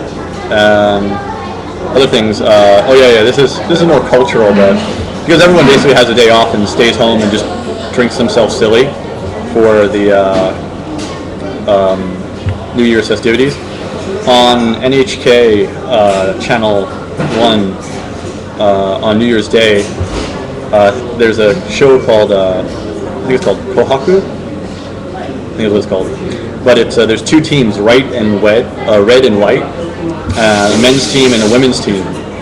And like all of the famous musicians that were popular that year are invited on the show, and they compete against each other, either for the men's side or the women's side, the red side or the white side. And at the end, they decide which was better, the women's team or the men's team. And it goes back forever, and it's a really, really big thing. And a lot of families watch that on New Year's Day.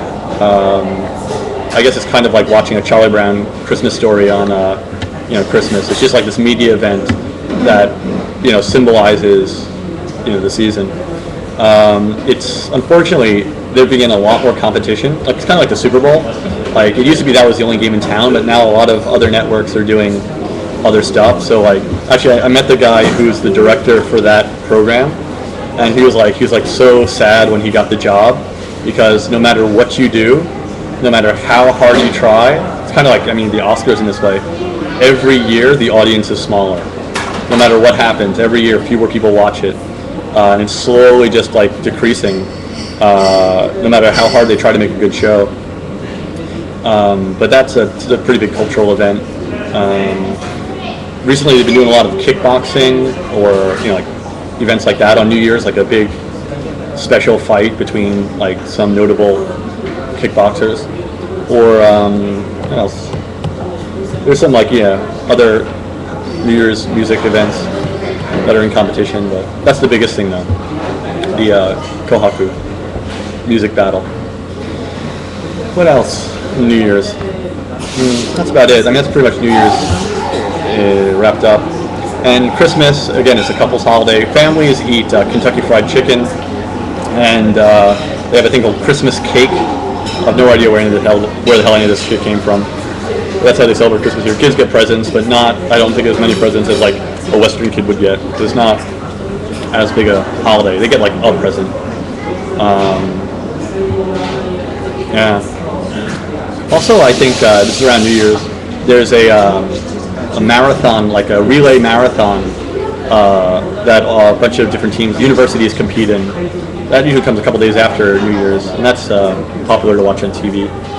Like all the universities compete, and like they have teams of students like go hand off, and it goes for like I think a couple days continuously.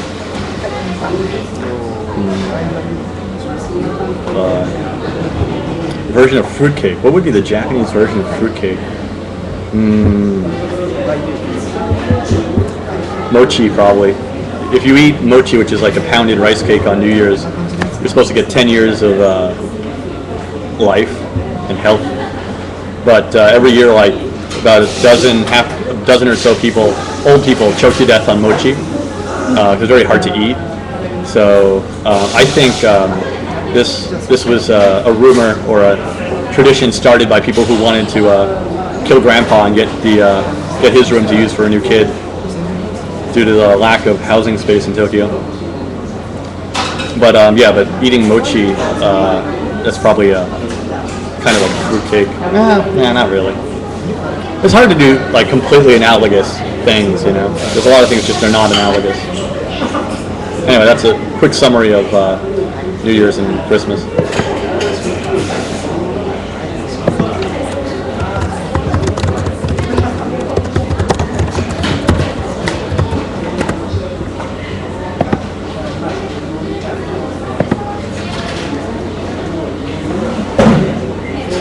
Did I ask the people at JWTV what?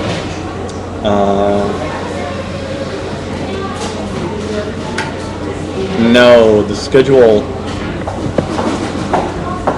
Oh, that's weird. I'll have to fix that later. No, I'm not doing a show in 12 hours. I am doing a show tonight. If anybody's in Tokyo and wants to perform stand-up comedy, I'll be performing at the Crocodile in Shibuya this evening. And at some point soon, my filming crew's gonna get here, and then I have to do like a day of filming in maid cafes, I think. I'm not really sure. I didn't read the script.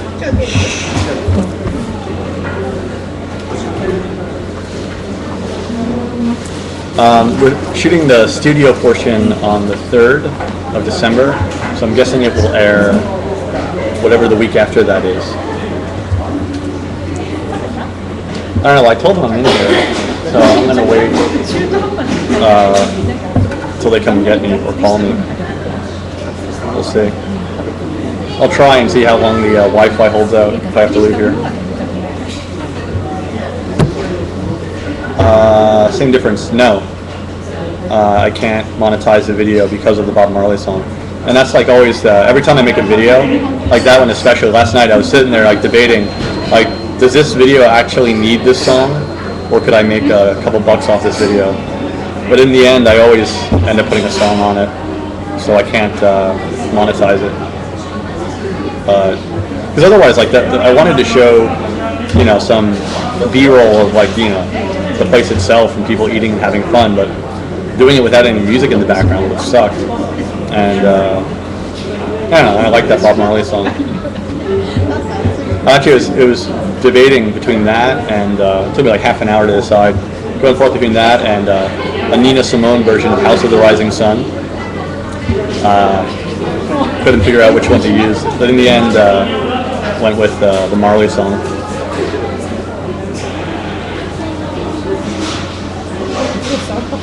Right, it's not entirely a... Yeah, I'm going to agree with Tokyo Tenchi. Go to the University of Tokyo website and research it there. I don't work for the University of Tokyo. Oh, I do though. Now, for a very limited time only, I'm teaching at Temple University, Japan. I'm teaching a class on December 5th, a one-day workshop about comedy. So if anybody wants to, I don't know, take a class about comedy, just go to the Temple University webpage. It's in there somewhere. I think I put a link to it in my Twitter. So if anybody wants to come, it's a one-day workshop. Unfortunately, I'm covering for Dave, who's been on the show many times. He teaches that class usually, but he has a visa problem at the moment, so he can't teach it. But once his visa gets cleared, I think he's going to be able to teach it again. So I think he's going to call me and ask for his job back, which I'm not looking forward to. I'm going to have to quit. But I think I get to do it at least once or twice. It's kind of his gig, so. Yeah, Temple University, Japan, TUJ. My visa is fine until July 14th. So sometime around June, I'm going to start shitting a brick and reapply. Hopefully get a visa extension. Otherwise, I have to get married or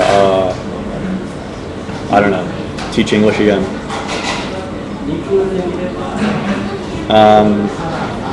No, I'm going to wait because from what I'm told, you have to be here 10 years to qualify for it. Although I've heard in extraordinary circumstances, people who are contributing to Japanese society can get permanent residency sooner than 10 years. But I'm at 9 years come July, so.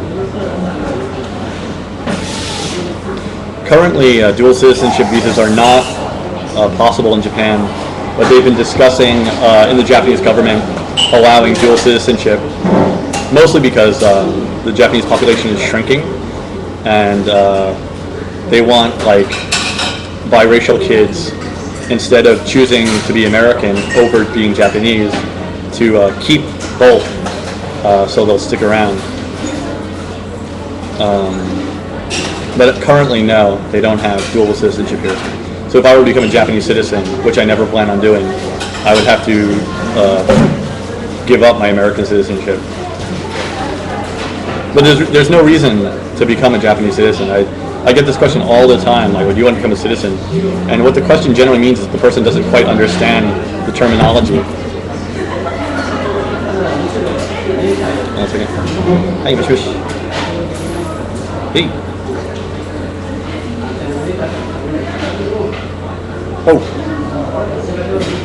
Oh, sorry. I think I SMS'd the wrong person. I meant to SMS the director of Tokyo Live. Sorry, you're Japanese. All your names sound the same to me. Alright. Talk to you later, dude. Bye. Oops. So actually that means they don't know where I am. Hold on a second.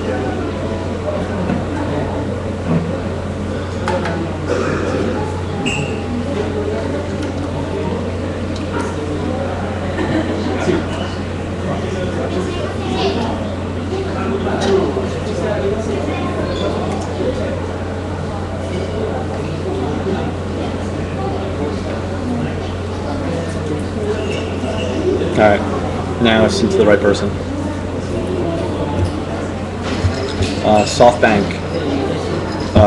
They carry the iPhone.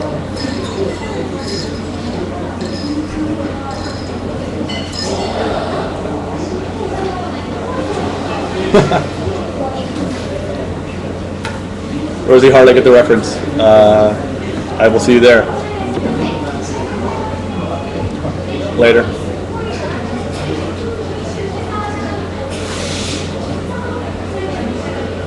Yes, I texted a Japanese person who spoke English. I'm not sure why that's amazing.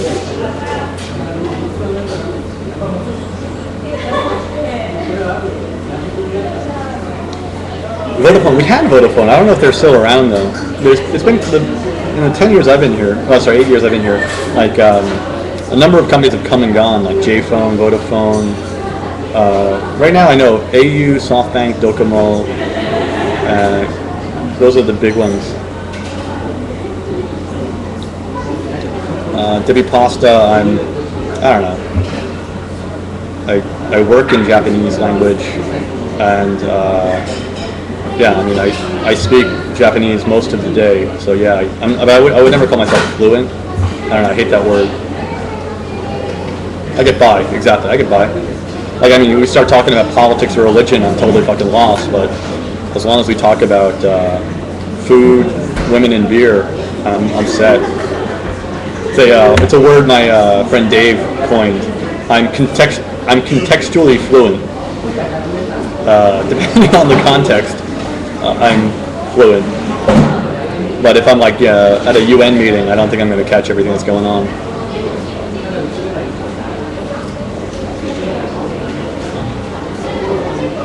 That's a good idea. Actually, there is a phone now that has a built-in like Suica kind of option, and it's actually automatically connected to your bank account, so you can charge just directly. It seems to be going that way, technology-wise. I went to Ice Cream City with some random dude who was in Japan, like on vacation, and I tried. What did I have this time? I think it was chicken wing ice cream. I think. I don't remember. But I was just there recently. Favorite Japanese artist? Mishima.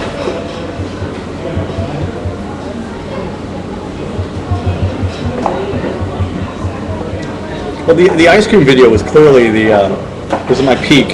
That was my magnum opus. I will never get to that level of awesome video again. Sorry, folks. I blew my load on that one. Mishima, Japanese writer. I was taking the word artist to mean all artists, not music. I don't really have a favorite Japanese musician. Although it's just this week's issue of Metropolis magazine, the feature story is who is your favorite song from your favorite Japanese artist, and they asked a bunch of writers for like Rolling Stone and all these different like places for their ideas. So it's a great issue. I check out the Metropolis website, and on the podcast, the Met Pod, I discussed that feature. But I said on the podcast that I don't know. I really don't know like what my favorite Japanese artist would be. I mean, I don't listen to Japanese music really at all. I kind of avoid it as much as possible. No, I've never seen a Studio Ghibli film. I've never actually, I don't think, ever seen an anime. At least not a full anime. And certainly not intentionally. That's a weird question. Like, what music do you listen to? I mean, I listen to the same music I've listened to since I was a teenager, which is blues, some ska and reggae, and occasionally Irish folk. But like that's pretty much all I've ever listened to. And moving to Japan hasn't changed that. I've always liked the same thing. And I like this country. It's a great place to live, but my musical taste didn't suddenly change just because I moved here. I mean, if you watch my videos, the music that's in my videos is pretty much the music I listen to.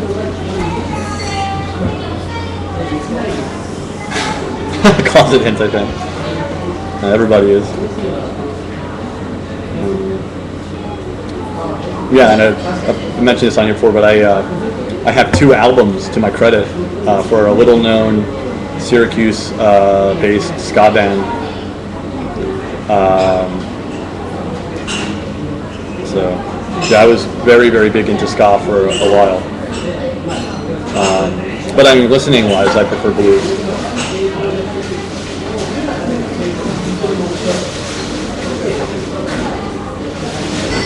Rocksteady, blue beat, first, second, third wave, anything in that whole arena I like. Oh, I had many years of hardcore skanking. I could skank like none other. But yeah, after I quit the band, I didn't go to any shows afterwards. So like, you know, when I was with the band, we opened for a bunch of like actually good ska bands. So over the years, I got to play with the Toasters and Bim Scala Bim, Scatolites, Spring Hill, no, not Spring Hill, what's the name? Pie Tasters, other lesser-known bands that were still awesome, like the Pilfers, the Smooths. Yeah, that was awesome. It was a very, very fun period of my life. I miss performing live music very much. But I have my saxophone in my house, but I haven't picked it up, you know, in forever. Most famous band in Japan is probably SMAP. It's a boy band, and they are everywhere, literally everywhere. They're on TV at least an hour or two every day. They do cooking shows and interview shows, and they're like in advertisements for any product ever. Tenor sax, altos for pussies, sopranos faggoty. SMAP. No, SMAP. They're just like 30. They're about my age, or like early 30s. Baritone is the only instrument cooler than tenor sax, but it's way too heavy. I wouldn't want to carry that piece of shit around all the time. It's like tuba. Never, unless you're a big fat guy, don't play tuba. That's just a pain in the ass.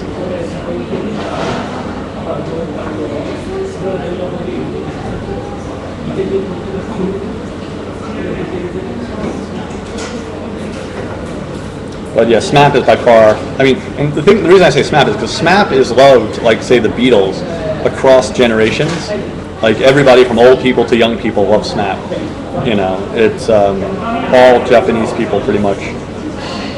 At some point, have bought a SMAP album or watched their show. You know, they've got quite a following.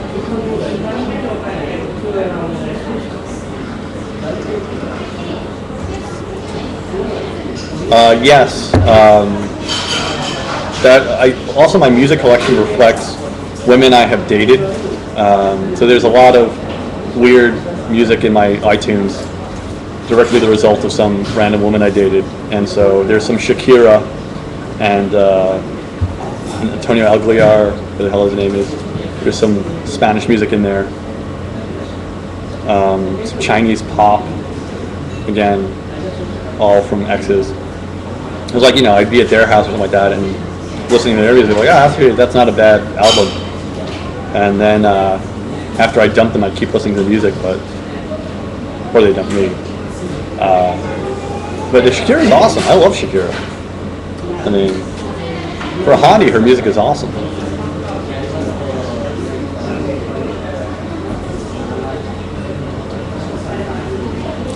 Good subjoints. There's a great, in Ikebukuro, and there's also one in Gaian-Mai, I think.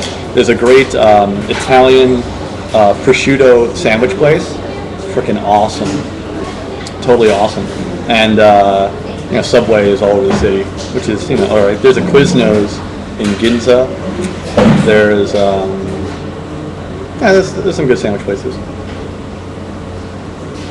If you need a grinder, a hoagie, a bomber.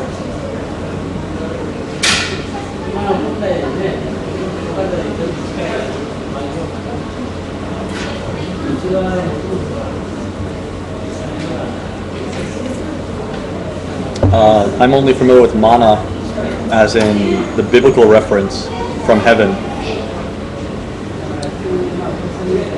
No. Don't know. No. I'll check it out though. I'm trying to get into Enka, actually. That's something I want to get into, just because it's pretentious.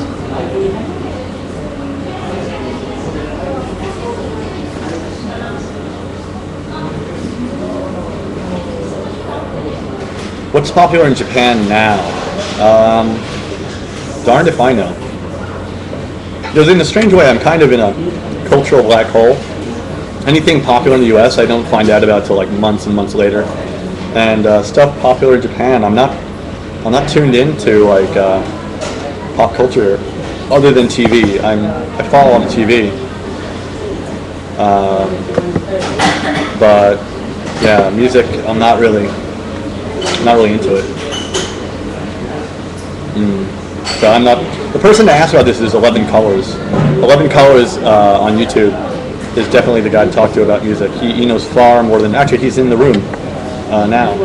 But if you want like check out a blog or ask a question related to music, I highly suggest and recommend Mr. 11 Colors.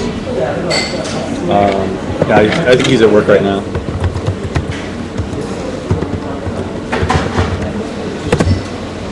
Yeah, but he does a lot of things from here. Yes, I know Arisha. She's no longer in Tokyo, sadly. She's cool.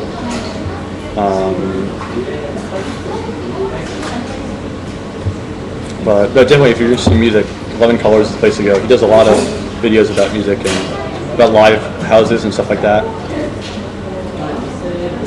Facebook is the main social networking site in Japan is called Mixi, and Mixi is kind of lame, actually, in my humble opinion. But Japanese people are a little bit weird about privacy issues, so social networking sites have not taken off. But there is a Japanese language version of Facebook now, and it's doing well. But it's just I think some Japanese people are a little paranoid about their privacy.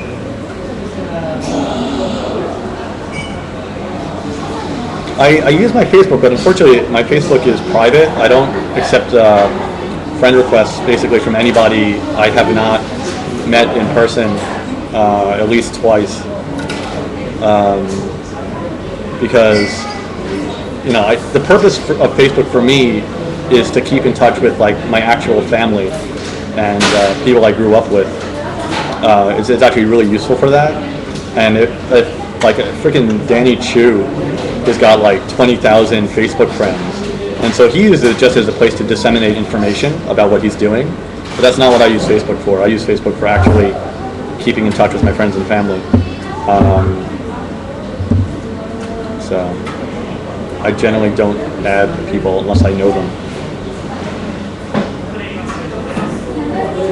So I thought that was the agreed upon. I thought everyone agreed that's what Facebook was for. It was like, I mean, I have a MySpace, and like, anybody can join that if they want. But like the whole point of Facebook, I thought we were supposed to keep that for like our private lives. But some people have been using it as like a way to get out the message about what they're doing. So, hey Pong87, don't bitch. Do you know how long it took me to write those? I've got like 100 requests in my inbox I haven't written back to. Yeah, I try to like send a message and explain, because I don't want people to think I'm a douchebag. But it's just, unfortunately, my Facebook, I'm trying as much as possible to keep it, limited. Otherwise, it becomes useless.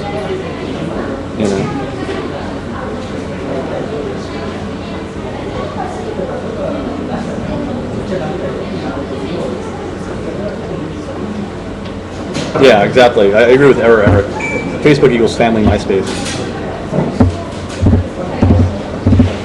Well, anybody who sends me a Mafia Wars friend invite or something like that, I just immediately unfriend. And anybody who updates their status more than twice a day, unfriended. I do not need to know that much about you. I mean, do it on Twitter. That's what Twitter's for. If I want to get updates on what you're eating, I'll subscribe to your Twitter account. Yeah, Farmville. I saw an article in the paper about that the other day. It's big in China or something like that. I never tried it.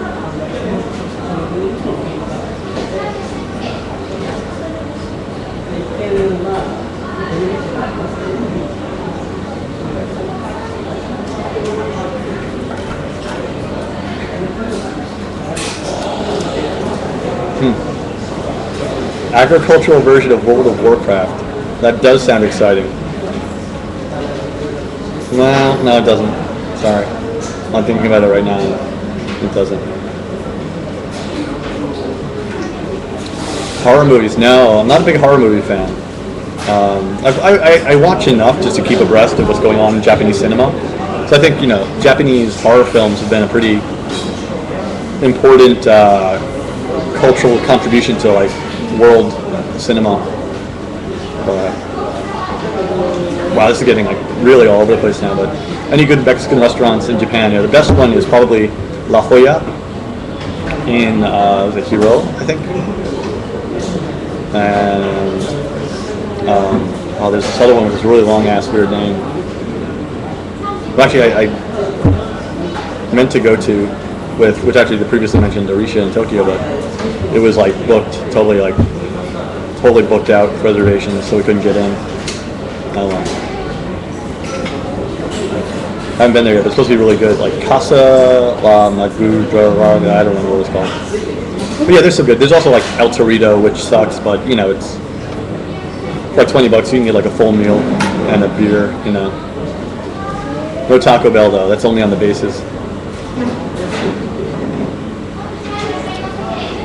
Yes, I've known Emily for about 2 years now. We go out to dinner every couple weeks.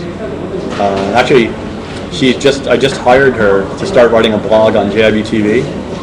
So hopefully from next week or so, she's going to be writing on JIBTV. But that just has been decided-ish, this week or maybe next week. So she hasn't submitted anything yet. Apple Milk, aka Emily.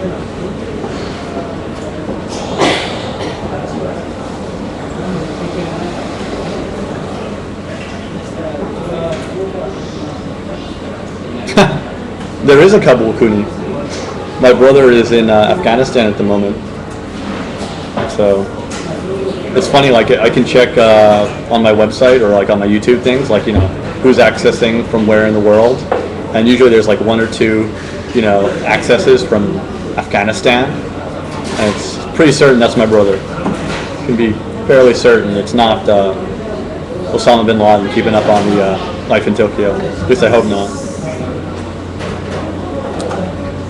I don't think I have a lot of fans amongst the Al-Qaeda. Jersey Boy, I have no idea if that's true or not.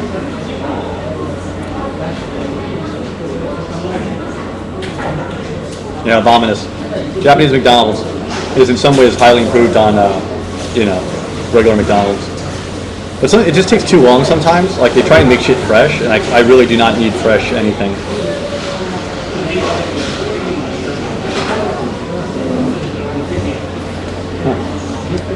My camera crew is late. Stuck in traffic, I guess.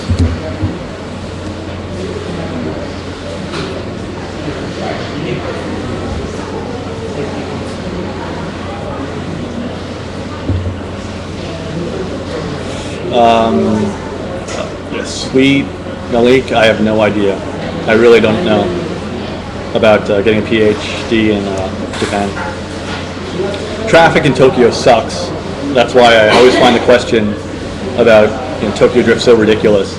Because you can't get over 20, 30 miles per hour on a Tokyo street on a good day. So how the hell you would ever do a sideways spinning turn bullshit? I don't know.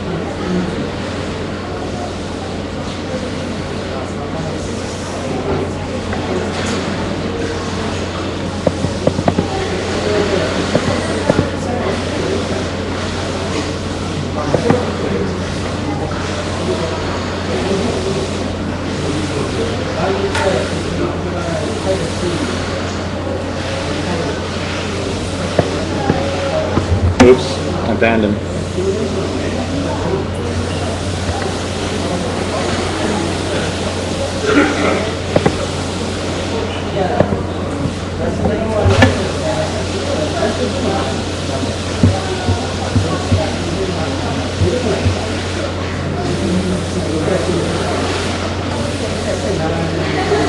Oops, my finger slipped on the eject retard button.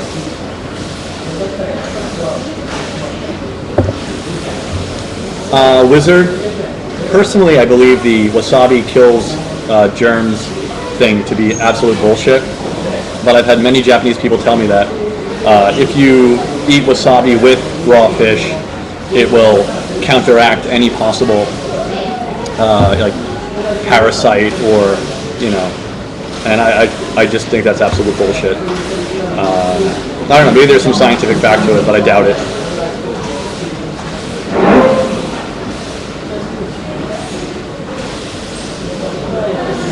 I've heard that rumor before. I've eaten fugu many times, and yeah, fugu is totally missable. It's, of all the raw fish you can eat, one of the least delicious, I think, and easily the most expensive.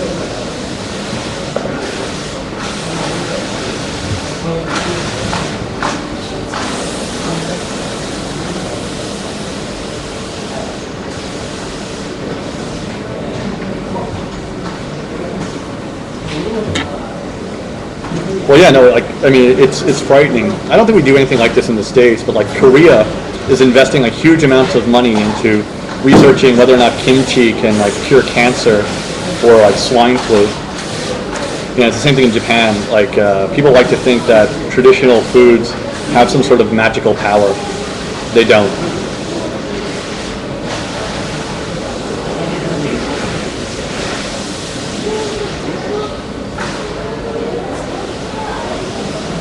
Yeah, exactly. Silent Wood's correct. Fugu doesn't taste like anything, and it's really it's something people eat for its cultural value, not its gourmet value.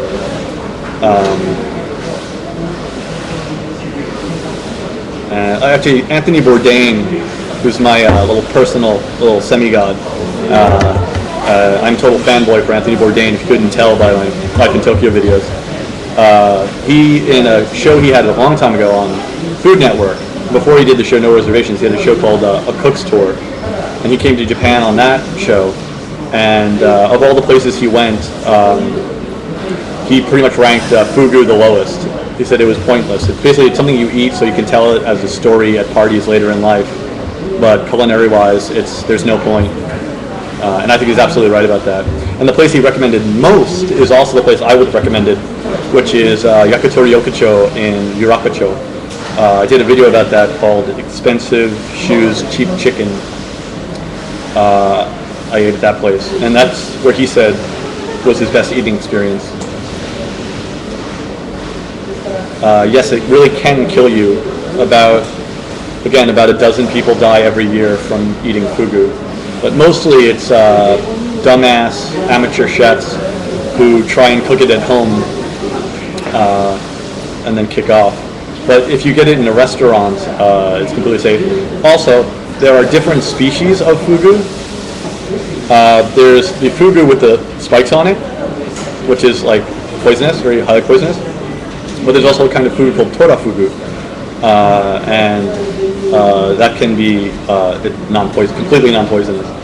So it kind of depends on which of the various types of fugu you're talking about. Yeah, fugu equals pufferfish. But like what you're imagining when you think of fugu, like that little fish with all the spikes on it, is basically not the fugu that is sold in restaurants. Generally fugu sold in restaurants is tora fugu, and it looks kind of like a normal fish. It doesn't really puff at all.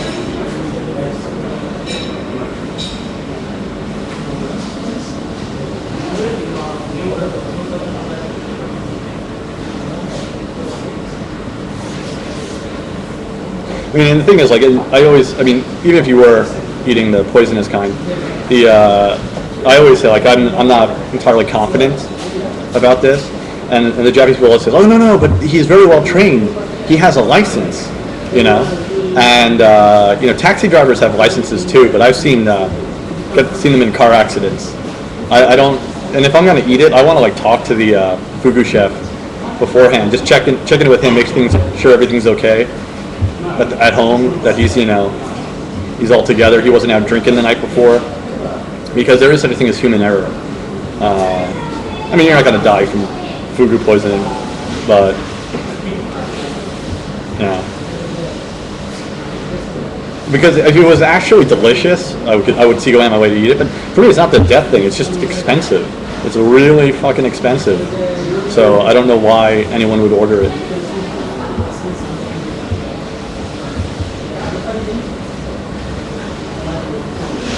Yeah, you don't want your fugu chef to have like just gotten dumped by his wife and have been out karaoke drinking all night before he goes in to slice up your fish. The live fish heart tasted of nothing, really. It was just gummy. It just tasted like slightly fishy chewing gum. No reason to eat that thing ever. That's really unnecessary. It's incredibly chewy. It's like rubber.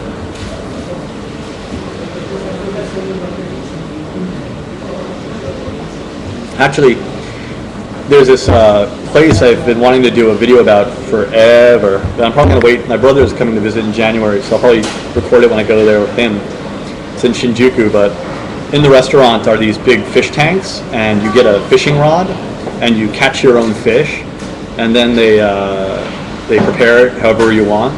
Like, but you can get it served like ikizushi, like what's it called, ikizushi, where they serve it basically on, all the meat has been cut off the bones, and they've not like cut the spinal cord or anything like that, so its head is still moving and its tail is still flapping, and all the meat is beautifully arranged on top of the still twitching skeleton. It's awesome. I used to be very much into camping and fishing and things like that when I was a younger man. But for this restaurant, yeah, you can go and catch your own fish, and then they cook it up for you, slice it up as the case may be. But that's an epic restaurant, so I have to do a video on that place at some point. It is a little depressing though. It is a little depressing when you go there and you're actually like, because the fish, I think the fish know what's up. Yeah, no, my karma debt is high.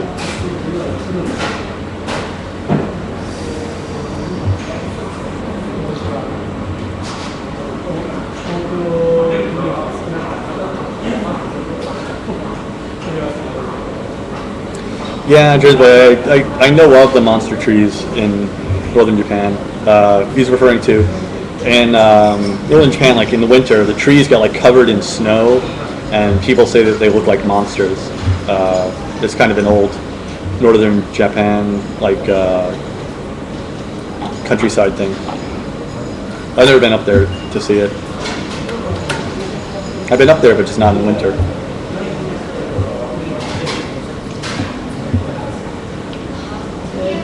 Yeah, we've had no snow in Tokyo. I mean, Tokyo gets like maybe 1 or 2, at most 3 snows a year, and they're pitiful.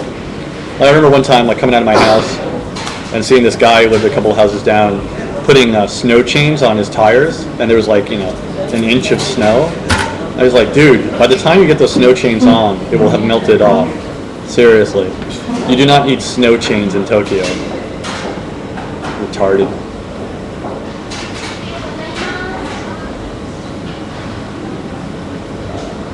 Yeah, New York gets a lot of snow. I mean, we can get some badass snowfalls in New York.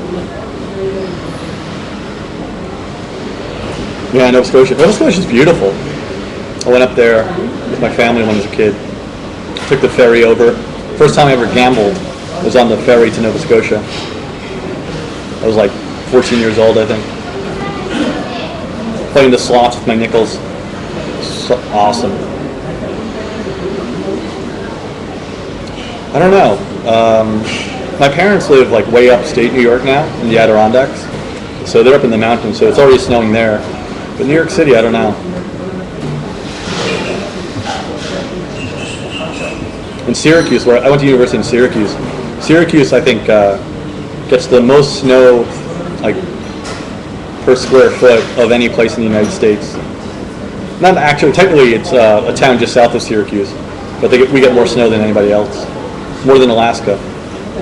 Because Alaska, it just snows once, and then the snow stays there like all winter.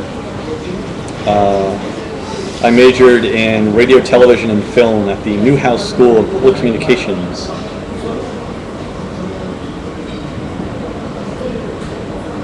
I'm from Long Island, New York, sadly, which is why I live in Tokyo.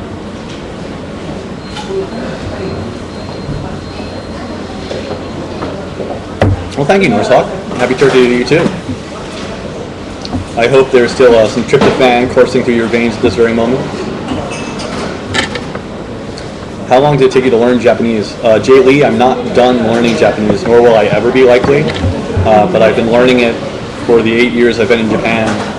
And, I'll keep studying it as long as I live here or have some connection to Japan, I'm sure.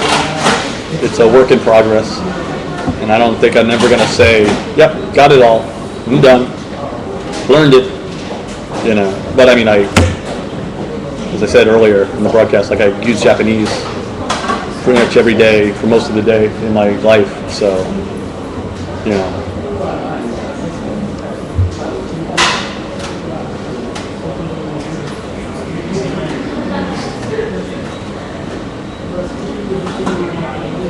Exactly, yeah. It's like there's a lot of people whose English still sucks, so I can't say that mastering a foreign language, a second language, or third language is, it's not a completable thing.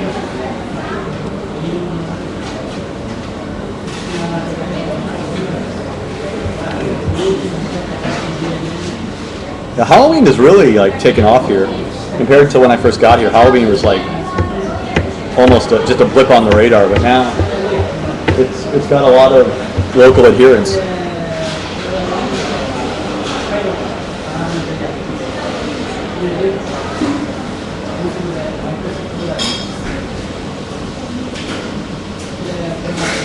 Yeah, exactly, Norsehawk. I mean, it's the perfect holiday for Japanese people. You got cosplay and heavy drinking. Sexy vampire outfits. I mean, it's like it was made for them.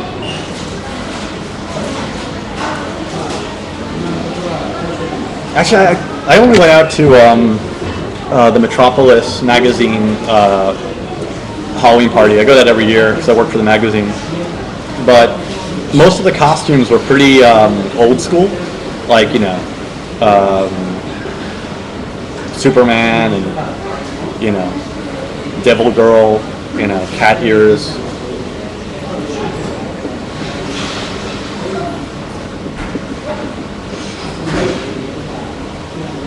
This is another great thing about living in Tokyo. I don't have to care about New Moon or any of this stuff. Like I see it like on CNN.com, like on a video where they're talking about like some of these things, and I can just choose to not look at that video. All right, they're here. Say hi. That's my director and Paul. Gotta go film. All right, so I have to say goodbye. For this real quick. Hey folks, thanks for stopping by. I am off to go work now. Yeah, that's it from here. Hopefully see you guys next week. I'll hopefully have a guest, and hope you'll stop by and we can chat more about lovely Nihon. See you later. Alright. Sorry kids. Papa's got to go earn some cash. Happy Thanksgiving to you all, and I will see you around soon. If you haven't seen my new video, I just posted it this morning. Check that out. Follow me on Twitter, and come by next week if you're around. Cool beans. Later.